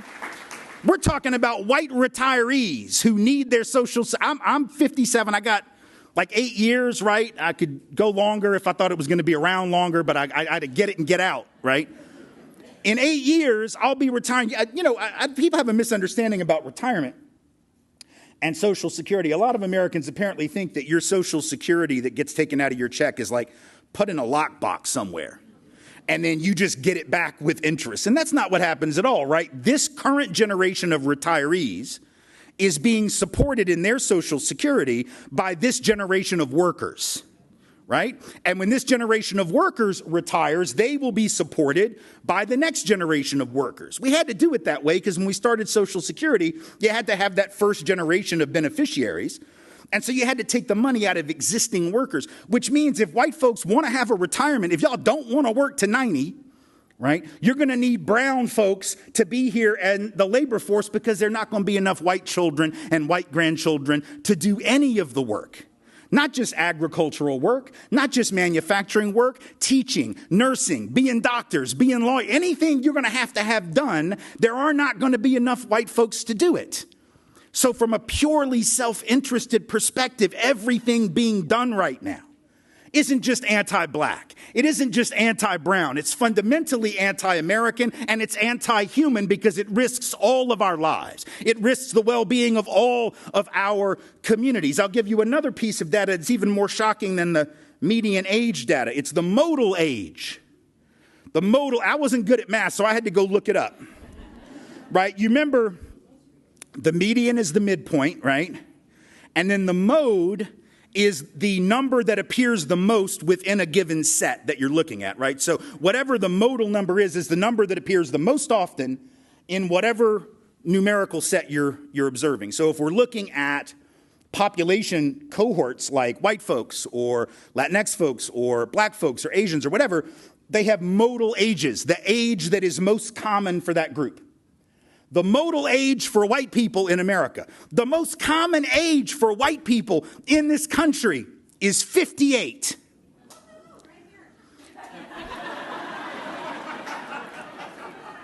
There we have the most utterly average white person. And I say that with all love because I got one more year of under average. But I will be above average soon. As we all will if we live long enough. But do you understand, when I tell you that the most common age for white people is 58, do you understand when I say the future is not that? It's just not that. The modal age for black folks is 26, quite a bit younger. The modal age for Latinx folks, 11. 11. So if we don't create a society of opportunity for those 11-year-olds, who will be 15 years old, who will be 25 years old, who will be 30. Do you think that only will affect those 11-year-olds and those 25-year-olds and 35-year-olds when they get to that age? That is going to affect our entire society. You cannot sustain this country in any recognizable way without the brown folk and the black folk that have been a part of it from the beginning but have never gotten their due and never received their share of the national bounty. That is simply a fact. The future of this country is either multicultural or it is non-existent. But the one bit of good news that I do have for you today is that we have a history and a culture of resistance to all of this. On the one hand, we may be facing some very new dangers, some very different dangers, certainly from those that most of us in this room have faced. But nothing about this moment is entirely unique. Nothing about the assault on multiracial democracy is entirely unique. We have been here before. And the mistake that we sometimes make is not thinking that we have. You'll hear people, nice liberal folks, who will say things like, oh my God, he's doing something else unprecedented. This isn't the America I know. Let me introduce you to your country. Because it is, in fact, the America that an awful lot of other people know and have always known their entire lives, the only one they ever knew. The fact that we are not well acquainted with her is on us, right? When I say that it is not, in fact, unique, what do I mean? I mean that we don't have to go to a different country for the historical parallels to our current moment. You'll hear people do that. Right? Expert commentators who will say things like, my God, it's so scary. It's like Germany in 1932, or it's like Italy in 1925. It's neither of those. It's the United States in 1877. That's what this is. This is the overthrow of the Second Reconstruction. And if we had learned in school about the overthrow of the first one, maybe we would have seen it coming, but we don't teach that very well. We often ignore it, or all we learned about Reconstruction was that some Northerners came down south and they were corrupt. And then the legislatures became corrupt when all those unqualified black folks became lawmakers in all those southern states. That's the story that I was fed as a Southerner, but you know what? It's the story that y'all were fed too in most schools around this country, unless you had an extraordinary history teacher who actually took time to talk about the amazing strides toward real democracy that Reconstruction made possible and that its overthrow made impossible. Because if you'd learned that, you would know exactly what is happening right now is exactly what happened then, which means that we can learn from the resistance to that. And we can take heart from and inspiration from those who stood up against that. And the great irony of the assault right now on history in this country, the great irony of the assault in particular on the Smithsonian, and more specifically on the National Museum of African American History and Culture, and already sort of a preemptive attack on the pending Museum of the American Latino, which is not even fully operationalized, right? But they're just upset at the very possibility that such a thing may come to pass and be fully curated, right? The irony of the assault on this is that if you actually go to the National Museum of African American History and Culture, if you actually spend time, if you haven't gone, you should. In Washington, if you have already gone, you should go back while you still can, because they are going to try to raid it and remove all the truth from it. But what's ironic about the assault, and what I want us to keep in mind, is that that history tells an amazing story of resistance and resilience.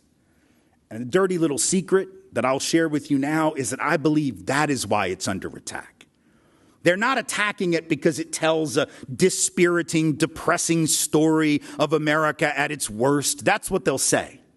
That's what the president said a few days ago, that we spend too much time talking about how bad slavery was. We spend too much time worrying about the condition of the downtrodden. We spend too much time on the negative, and we should accentuate the positive. But I don't believe for 1 second that that's the part that they don't want anyone to see. The part they don't want taught, the part they don't want us to recognize is not the oppression, it is the resistance to the oppression, because that is what that museum tells us about. You start, if you've been there, you know, you start on the bottom level. You have to take an elevator down to the bottom level, which is dug out of the earth. When you get to the bottom level, the ceiling is very low. It is intended to replicate as nearly as possible without causing intense fear and claustrophobia, the feeling of being in the hull of an enslaver's ship. Right? It is intended to be dark. It is intended to be dispiriting. It is intended to demonstrate the depths of depravity to which some were subjected by others. But then as you go floor after floor after floor, you are introduced to the resistance to that system of white supremacy. You are introduced to the abolition struggle. You are introduced to the civil rights struggle. And yes, there are symbols of oppression. There are symbols of white supremacy. There are symbols of horror. Emmett Till's casket is there.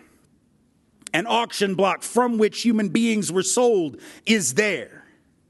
A statue of Thomas Jefferson is there, and behind him, in the room where that statue stands, are bricks in a wall, and each brick bears the name of one of his pieces of human property. Right? So you see the symbols of oppression. You see the axe handle that the former governor of Georgia used to use to chase black folks out of his restaurant when they dared to come into it. You'll see the pictures from Birmingham, the pictures on the Edmund Pettus Bridge in Selma. You will indeed be reminded of the viciousness, but you will also be reminded of the unwillingness of black Americans to submit and the unwillingness of their non-black allies to submit. That is the part of the story. It is the meritocratic story. It is a story about not giving up. It is a story about fighting back. It is a story about exercising one's agency. That is what scares them. They've never been afraid of the oppression. They've only been afraid of the resistance. Because if they can remove the evidence of resistance, we won't know how to resist. We will lose our role models. We will think that nothing can be done. We will assume that they and their power grab is inevitable. And what that museum tells us, what all of history tells us, is that it is not inevitable. It is a choice that we make. It is a decision that we have. It is our country as well. And I'm here to tell you that if Sheriff Jim Clark in Selma, and if Bull Connor in Birmingham, and if George Wallace is the governor of Alabama, and if Thomas Jefferson, for God's sake, if none of them were able to break the spirit of black people in this country, I am fairly confident that Donald Trump is not going to be the one to break black and brown folks collectively.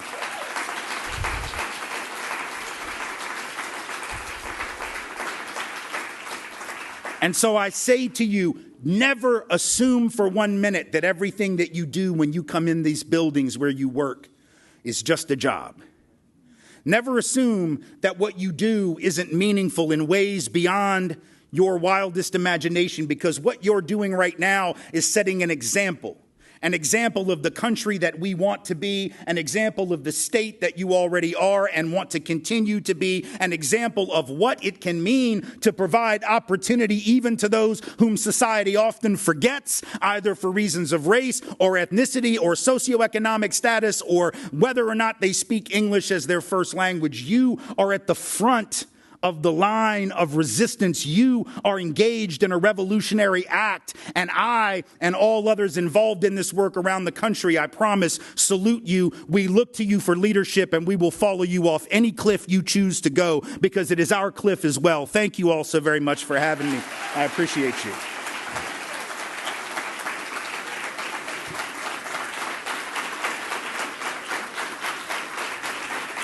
Thank you. Thank you. Thank you. Thank you. They told me San Diego was a lot cooler than back home, but these are some really hot lights. So I'm feeling like I never left, which is not the feeling I was going for today. Anyway, thank you all so much. We got a little bit of time. I do want to open it to questions if you have any, and they can be about things I said, things I didn't say. There's obviously so much more that we could discuss. But before we break for lunch, I will take questions if you have them. It's a small room. I don't know that you would need a mic. We have one. We can run to you if you do need one, though. Yes?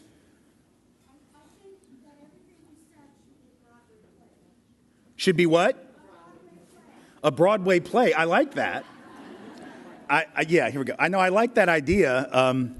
I don't know what kind of run it would enjoy. I mean, there's no music. There's very little choreography or blocking involved. No set. It's just me talking. But if you know someone who curates Broadway shows and you would like to make that happen for me, by all means. No, I appreciate that. And I think, all joking aside, I do think we need, when we think about art, when we think about education, whatever realm of life we're operating in, and art is a really important one that you've brought up and mentioned by way of the Broadway reference, we ought to be thinking in terms of transformative art. We ought to be thinking in terms of and art that challenges us. That's what art is supposed to be. It's certainly what speakers ought to do, but it's what musicians ought to do. It's what playwrights ought to do. It's what screenwriters ought to do. And unfortunately, there is right now, on a very serious level, a pall of silence that is descending upon the arts community out of fear. You know, there is a real fear, even in places that we've long considered, and I would say incorrectly so, to be really progressive like Hollywood. Right? Sure. Really progressive like Hollywood. That's a laugh line. You're supposed to laugh at the absurdity of it, right? But it's perceived that way. And yet, what have we noticed in the last few years? Sure, after George Floyd was murdered and we had the largest racial justice uprising in the history of the country, all of these filmmakers, all of these studios, all of these networks, they all said, oh, we're down with Black lives and we're going to put all this money into anti-racist training and anti-racism programming, and we're going to have a whole section of Netflix called Black Voices and Latinx Voices and all these different voices. And now in this moment of backlash, where are they at? In this moment of backlash, where's their commitment? In this moment of backlash, where's all that money that they promised and pledged and never actually delivered? In this moment of backlash, they aren't concerned about those things at all, which tells you have no permanent allies. The idea that we can count on anybody, whether it's a political party, don't trust it. Whether it's an industry, don't trust it. Whether it's a nice-sounding CEO who says the right thing in the middle of a racial justice moment but then forgets about his promises. 5 years later, don't trust it. You have no permanent allies and no permanent enemies. What you have is permanent struggle. Struggle for justice. That doesn't stop, even when they promise you all the things in the world that they promise. And so I want us to continue to demand art that speaks to the human condition and the national condition, what we're experiencing right now. Yes. Thank you so much for all of your words. Following up on that question, I wanted to know, what art should we be looking at? What art is going to challenge us? What's keeping, sustaining and being creative for you in your life? That's my question. I am pretty well fueled by caffeine and an intense recognition that whatever obstacles we face right now and whatever real horrors we face, and I say this as someone who at 57, I can tell you, I doubt very seriously that things are going to get considerably better, maybe in my lifetime, and certainly not anytime soon. I hope I'm wrong. And I'm certainly committed to being wrong and working as hard as I can to being wrong. But I want us to be realistic. This is a long-term battle. It took a long time for us to gain the victories that we did gain, right? And these folks, even though it seems like they've undone them in 6 months, they've been plotting this for generations. This is not really new. We act like it's new and they're moving so fast. My God, how can we possibly keep up? They've been plotting for a long time. You do realize, they've been plotting since General Lee surrendered at Appomattox, some of them. And I'm dead serious. And they've certainly been planning since Brown v. Board desegregated schools. Because it was the very next year, 1954 is Brown v. Board. 1955, the economist Milton Friedman writes his first article in favor of quote unquote what? School choice. Vouchers, right? Now, why would school choice and vouchers suddenly become an important thing to fight for in 1955? You never said anything about it.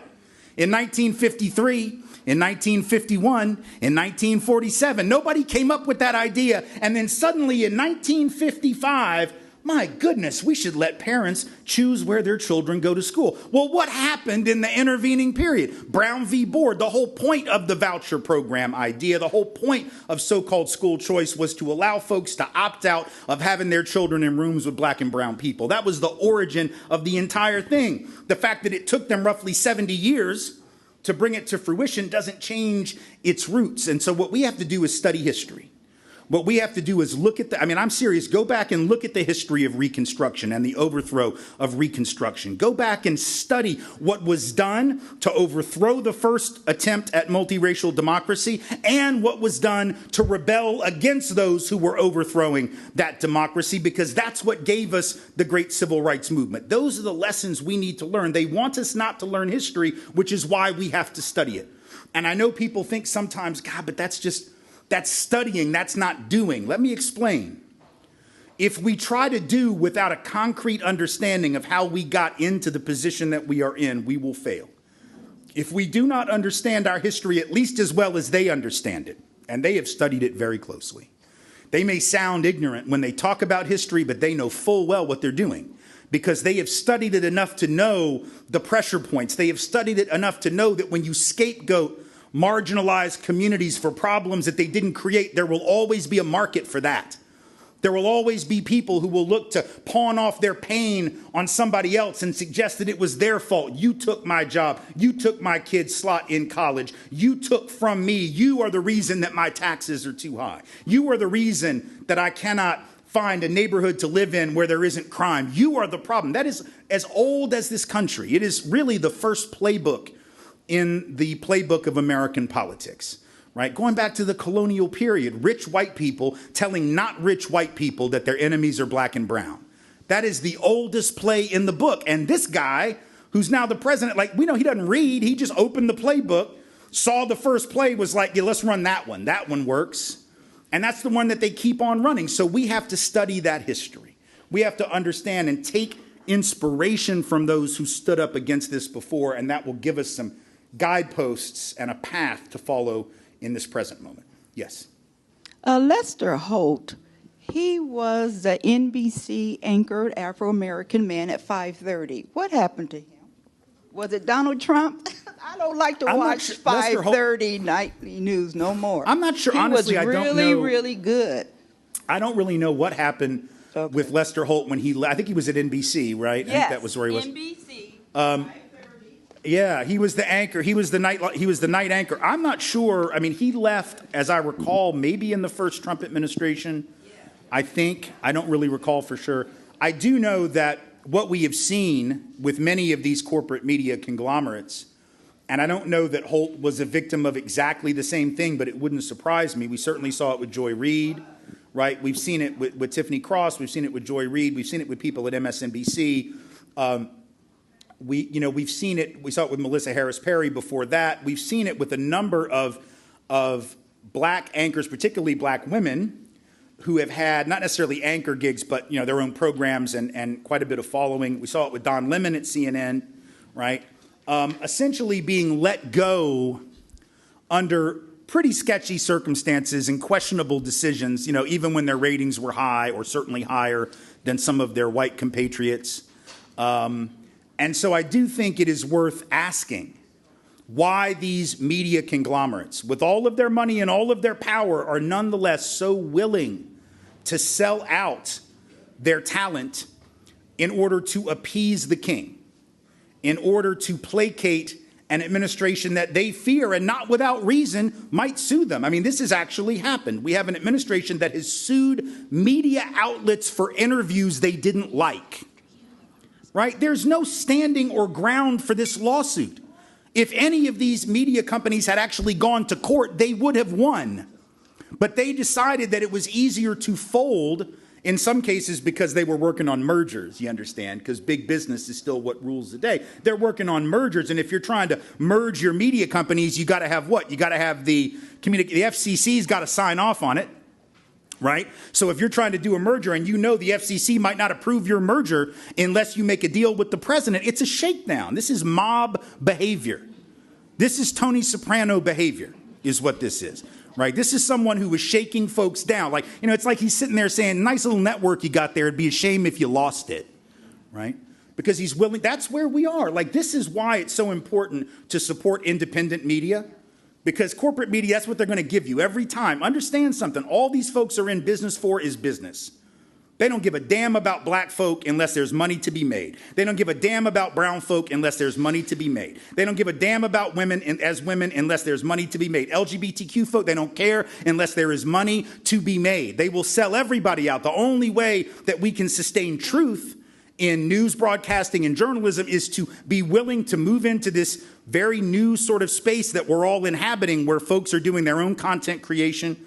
To be honest with you, Joy has probably a bigger audience now with her independent show that she has on YouTube. Same thing with Don Lemon. But the only way they're going to keep those is if we go and subscribe to their shows. We've got to be watching their programming. We've got to be contributing $5 a month or as much as we can to try to make sure that these independent news folks who we trust, whether that's a Lester Holt, a Joy Reid, Melissa Harris Perry, or your favorite TikTok creator, whoever the hell it is, right? We need to be watching, sharing, supporting, and I mean supporting not just with our eyeballs, but with our dollars, those sources of information. Otherwise, all we will be left with are these corporate conglomerates that have proven time and time again that they cannot be trusted to stand in the breach for justice and for equity, right?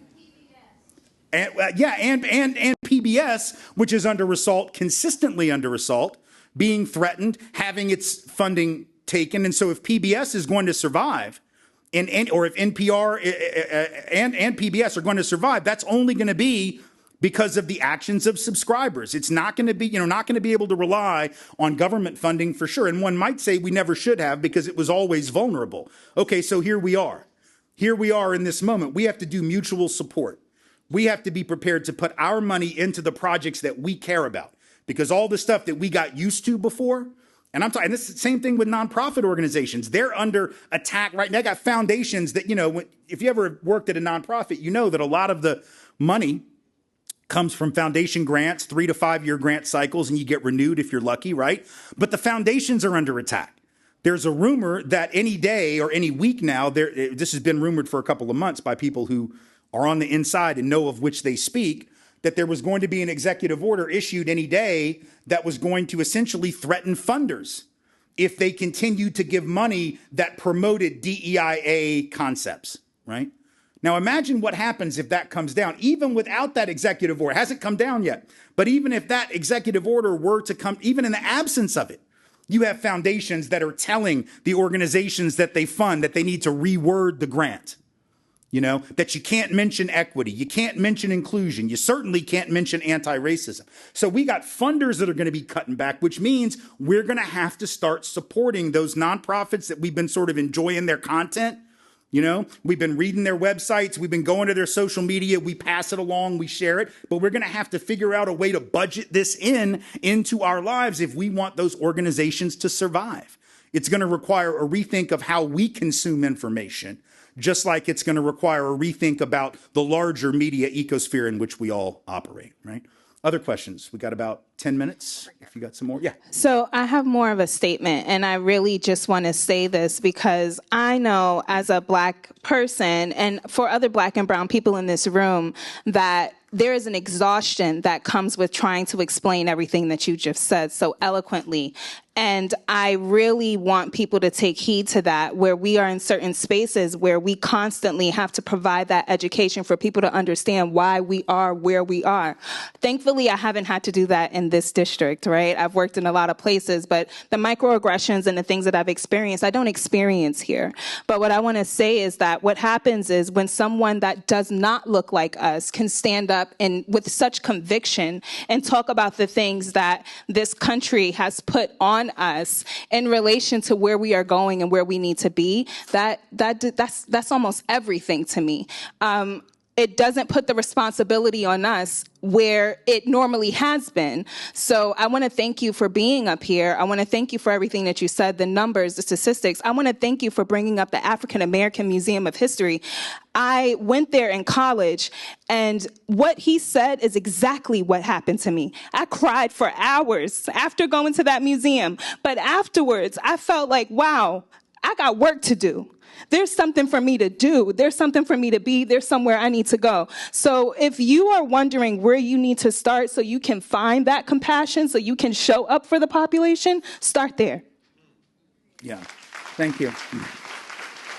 Let me just, I won't add much to that. I just want to say, and this, I do this as a matter of responsibility and self-imposed humility, and I do this whenever anyone says something nice about something I've said, because I'm fully cognizant of the fact that the only reason I even know the things that I know.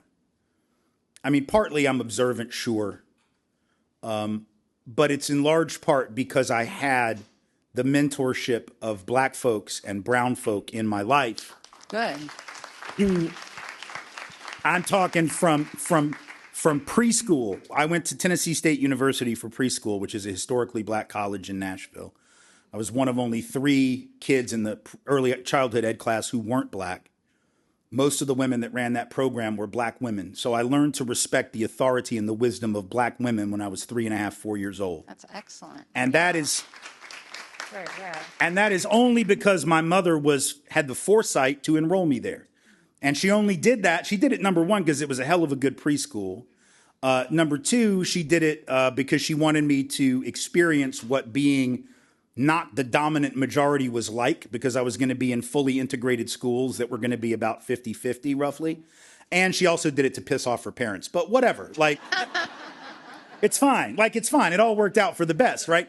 But that was just luck. In other words, when I say these things, it's not just that, my mom, who passed a couple years ago, would love for you to think that it's just because I'm real smart, because that's what parents like to say about our kids. Well, my boy's just so intelligent. It's not that. I had really good teachers, and they were mostly not white. But I also met white folks who have been in this struggle for a long time. And one of the things that we need to recapture, those of us who are white, it's not just the wisdom of black and brown folks, which is absolutely central, but it's also the tradition of white anti-racist solidarity. And what is so funny to me about those who attack the teaching of accurate history because they fear that it's going to make white kids feel bad. That's what they said when they started pulling books from the K-12 libraries, right? That it's going to make white children feel some kind of way to learn about Birmingham, right? That it's going to make them feel some kind of way to learn about Selma. It's going to make them feel some kind of way to learn about enslavement, right? Because apparently, black children never too young to face water cannons in the streets of Birmingham, but white children too young to learn about it, apparently, right? But what was odd about that was if learning about American history makes you feel guilty as a white person, it is because you are learning about the wrong white people. Yeah. You understand what I'm saying? There have always been white people who said no to this shit. Always, in every generation. Going back to the colonial era, there have been white folks that stood in solidarity with black and brown peoples and against white supremacy. And the fact that we don't know their names. I could stand here and give you 30 names. I'm not going to do it because we don't have time. And you would probably not recognize any of them. Only ones you might recognize are those that were martyrs, right? And the only reason we remember them is because they were killed for doing the work. So if I mentioned John Brown, yeah, you would have heard of John Brown. If I mentioned Viola Liuzzo, perhaps you've heard of her. If I mentioned Goodman and Schwerner, perhaps you've heard of them. Maybe James Reeb, probably not. But the only thing that those five have in common is that they were all murdered by white supremacists for doing their work against white supremacy. And I got to tell you, if that's the only white anti-racists that we learn about are the dead ones, ain't nobody going to sign up for that. You understand? No kidding. Nor would I want you to. Like, I would be afraid of any young white man that was like, well, I'm ready to be a martyr. No, you need to stay the hell away from this movement is what you need to do, right? But the fact is there have been white folks all throughout history. And if we haven't learned their names, ask yourself why. Mm-hmm. Ask yourself why you don't know the names of the people that said no to Thomas Jefferson. Why you don't know the names of the people that stood up against the indigenous removal that took place in my part of the country at the behest of Andrew Jackson. Why don't you know the names of those white folks who stood up in the abolitionist struggle, the civil rights struggle, to fight for justice and equity for all? Why haven't we learned that? Again, same reason they don't want folks going to that museum. Because if white folks learn that history, if white folks understand that they could be different than they've been led to believe that they could be, if they understood there was a choice, you don't have to be an oppressor and you don't have to be a spectator, right? That you could resist injustice too, because there have been people like you that have always done it. If white folks learn that, we become dangerous. That's why they don't want white children to learn about the movement, right? And so I'm just trying to take my place in a long history. I am one small part of it. And the only reason that I'm able to be a part of it is because of the work of those who came before, and particularly because of the wisdom of black and brown women who taught me most everything that I have to know. Yeah. Yay. Yeah. I don't have time. Hi. I just have a quick question. I'm wondering if you can recommend a book or any books that we could use as a college for book study or book groups that we have. Gosh, I'm going to be honest. I've been remiss in keeping up with my own reading because I've been so busy with the day-to-day nonsense of dealing with all the things that we're dealing with. But I will tell you this much. I think that there are some really quite incredible volumes that have come out in the last several years that I think both from a historical perspective and from a contemporary perspective do a really good job of framing some of what we want to talk about. I'm going to recommend one book that probably most of you have not heard of. Most people have not, but I found it really fascinating, and it has to do with the state of California in large measure. It's this book called, I want to make sure I get it right. I think it's Freedom to Discriminate. And it is a tale of the history of the National Association of Real Estate Brokers. And it talks about how the real estate industry in this state in particular created modern segregation and really modeled racial discrimination in housing, which of course then fed racial discrimination in schools, racial discrimination in jobs, racial discrimination in policing, and all of it really perfected that in this state. And beginning in the early part of the 1900s and all the way through the middle of the century, and then brought those tactics and techniques to a national scale level. So I would highly recommend that book, because it's one that really, if you want to understand in California, it's one thing everybody, when we talk about learning the history of racism, folks want to learn the history of my people in the South. And there's a lot to know, okay? There's a lot to learn, and a lot of it is not real pretty, and you should learn all of it. But what folks in California forget is that y'all got some shit too, right? And in fact, some of the stuff y'all came up with first came east. It's like the weather moves west to east, so does that sometimes. It doesn't all move from the south out, right? Frederick Douglass once noted that lynching as a practice was actually perfected in the West. It was actually something that was being done in California territory before statehood, and it was being done during the period of emerging statehood. And it was something which even those abolitionists recognized was going on in California, right? We know the history of this state is not nearly as ecumenical and progressive as some would have us believe. And so we need to study that history, right? So that book, Freedom to Discriminate, is a really good place to start. Because it talks about that, and it allows us to understand the way that even those areas that we don't think of when we think of institutional white supremacy as readily played every bit as large a role in where people live, where they don't live, what opportunities they've had, what opportunities they don't. The good news about this moment is that even though I don't have a more extensive reading list to tell you, the good news is all that information is so easy to find. The ability to go right now and to look up these subjects and to research these subjects, both in book form and also, videos. I mean, I realize that, as a writer, I wish everybody was still reading long form books. I know that is asking a lot. I have the same problems. I've got right now, I think 470 books on this Kindle, and I've got probably 120 of them open at once. Because I'm like everybody else. I can't keep paying attention to anything after a minute because I'm on these damn devices. We all are developing bad habits as a result of that. But the good news is I found those 475 books, didn't I? And I found them because I searched for them. I knew what I wanted to find out about, and by God, it's all right there. So I would start with the one that I referenced, because I think it'll be helpful for you. But I also would say just look everywhere and anywhere. Ask your friends, what are they reading? Ask your friends, what news sites do they rely on? Where do they go for information? Because my guess is they'll have a lot of great advice for you and a lot of good examples for you, even beyond those which I would have. One more real quickly, and then we'll be done. I do. I have one. I just wanted to follow up on the very first Where are person. you? Oh, way in the back here. Oh, okay, go ahead. Way back here. I want to follow up on the very first person's statement. I want to refer you to John Leguizamo. And he had a 3-part series called Voces, American Historia, the Untold History of Latinos. Yes. He took him on a captivating journey, developing into both well-known and lesser-known stories of Latino history, spanning thousands of years from the ancient empires of the Inca and Aztec all the way to the present. And it was 3 particular ones. And he said, our creative vision for the series was to create a new visual history book. This is for you. I'm talking about you putting it on stage, okay, as he did. Yes. So, that's a template for you. That was the original question that came out of here.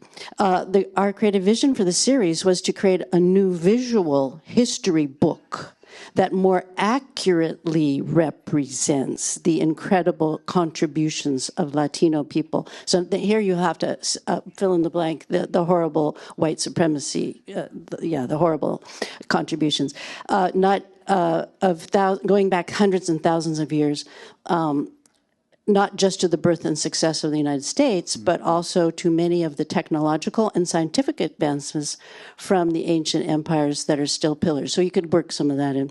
It's a lot of ground to cover, and it has to be good television. I'm proud that we were able to pull it off in a way that was not just enlightening, but also entertaining.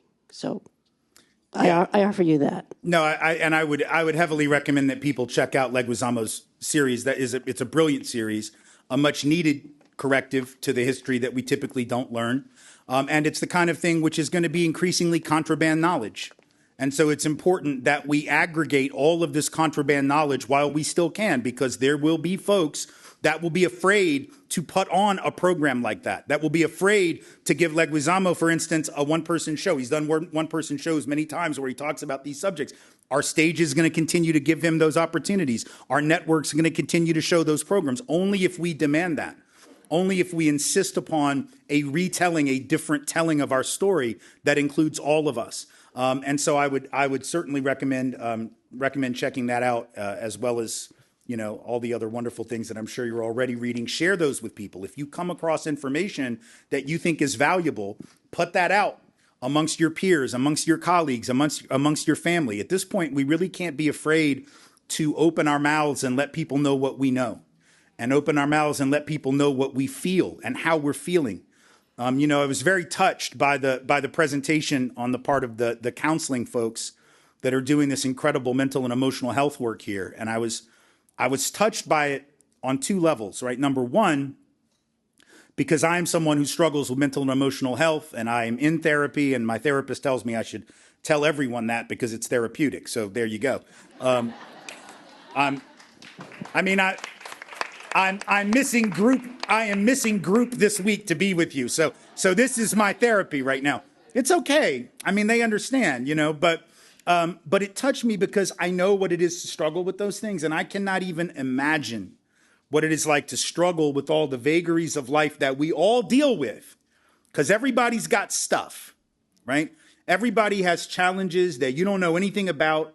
Everybody has drama. Not everybody has trauma. We sometimes overuse that word, but everybody's got drama, and a lot of us have got trauma, and most of us don't know everyone else's drama or trauma, right? But what we know is that there are some folks who are walking around with all the trauma that we all carry, or the drama that we all carry, and then they got that extra trauma, right?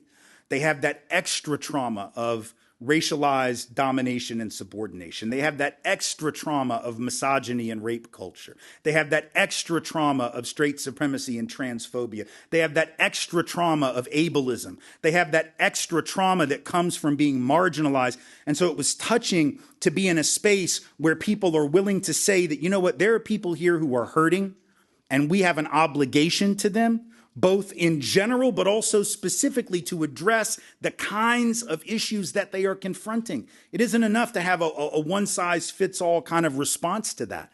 And so I'm not even sure that related to what I was trying to say in regard to the last question, but I wanted to make sure it got said, because when I heard those folks standing on this stage and I looked at that data, I realized, not that I hadn't realized it before, but it became really clear that this work that we're doing, that all of us in some way, shape, or form are doing, all of you in this room, me in whatever way I can, and others who are fighting for justice, this is work that is life-saving work. This is not just about preparing people for careers, although there's nothing wrong with that. This is not just about preparing people for their next level of education if they decide to go on and get more education, although there's nothing wrong with that. This is about saving people's lives.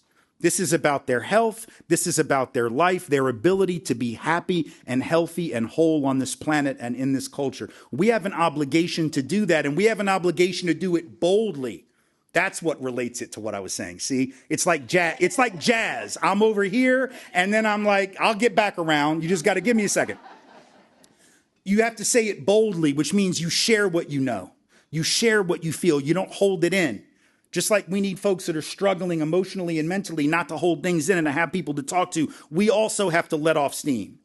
Even if it's not in a therapeutic setting, even if it's just over breakfast or lunch, or go out to have a drink with a colleague or sit in someone's office and just vent. We all have to take the space that we need to heal from all the nonsense that we're up against. But you have good leadership in this institution. You have amazing people working next to you. And together, I am confident that you all can be a model for what resistance looks like on a campus in this country moving forward. Thank you all once again for having me. I appreciate you so much. Thank you.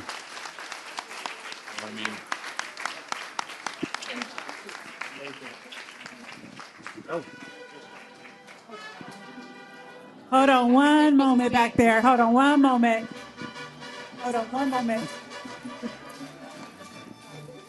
I want to say thank you so much to Tim for being here with us. I am blown away. I'm sure that many of you are blown away today as well. I'm giving him a little bit of our swag so he can carry it forth with him and think about us. We truly appreciate you so much for being here with us today. Thank you. Thank you. Thank you to Carla once again. Wow. Really quickly, I know that I'm standing in between lunch, so I am going to move this forward as quick as possible. I just want to say, I hope that each and every one of you feel inspired. What an incredible morning. Today, I want to just really quickly cement and thank every single one of the individuals who made this happen. So much gratitude to Dee Dee Radula, Brenna Leon Sandiford, who are the chairs of Convocation and Institution Day. Thank you to Latoya Knowles and Catherine Napoleon, Michael Escalona, and Ksenia Cavo for coordinating all of the logistics that kept everything running smoothly. Thank you to Administrative Services for helping us prepare for transporting items this morning. Some of the folks got up at 5 a.m. and were already here delivering stuff. I want to thank our Instructional Services team for your support with check-in and registration, which is not easy. You all know that. I want to also thank our Communications and Creative Services team. Thank you so much, Chris, Tiara, Richie, our entire team. We have lots of folks here that are doing the work, and specifically led by Brenna for all of your support. Thank you all. And a very special thank you to, I said it so many times, I just want to say it again, to Carla Grossini Concha for developing today's professional development schedule, and to our Executive President's Cabinet. And lastly, I really want to say thank you to our amazing Executive President's Cabinet. Thank you, Tim, for acknowledging the amazing leadership here. I work with the best team, I believe. I'm biased, though, right? Dr. Shakira Carter, Dr. Omai, VP Sabanos, Executive Director Tammy, Dr. Tammy Foy, Brenna Leon Sandiford. I want to thank them for standing in the hardest times. You all are amazing for leading divisions the way you lead, with DIA at the forefront. Thank you, thank you, thank you. Lastly, I want to thank the San Diego Central Library. Sorry if we left some trash. We don't mean it. We had to celebrate. Thank you, Kayla Ramirez, for hosting us this year as well and answering all of our calls and questions. I also want to thank a special thank you to our President's Cabinet, our deans, directors, managers, and supervisors, as well as our classified professionals and our NANCE employees. I also want to say thank you to our faculty members who have done an amazing job last year, who will do an amazing job this year, because remember, you all are the reason why our students continue to show up. Even when they were afraid to leave their homes, they came because you made them feel comfortable in their classrooms. I also want to just leave with this very last thing, that the conversations that we heard today, some of it took courage, right, for us to just hear. But I want to say we are a think tank. And if we're not having these conversations, then who? The work that we do here is to be able to see and hear from different perspectives. And so I want to thank you, Tim, for bringing some different perspectives, helping us see beyond just what we see in our walls at the San Diego College of Continuing Education. I am looking forward to an amazing year with each and every one of you. And I'm so much more firm today than I was a year ago that we are about to do something incredible here at the San Diego College of Continuing Education. Thank you all so much. Lastly, if you're part of the Safety, Inclusion, Belonging Task Force, please join us up here so you can get your medal. And I ask that you open it up to the mariachi. Thank you all.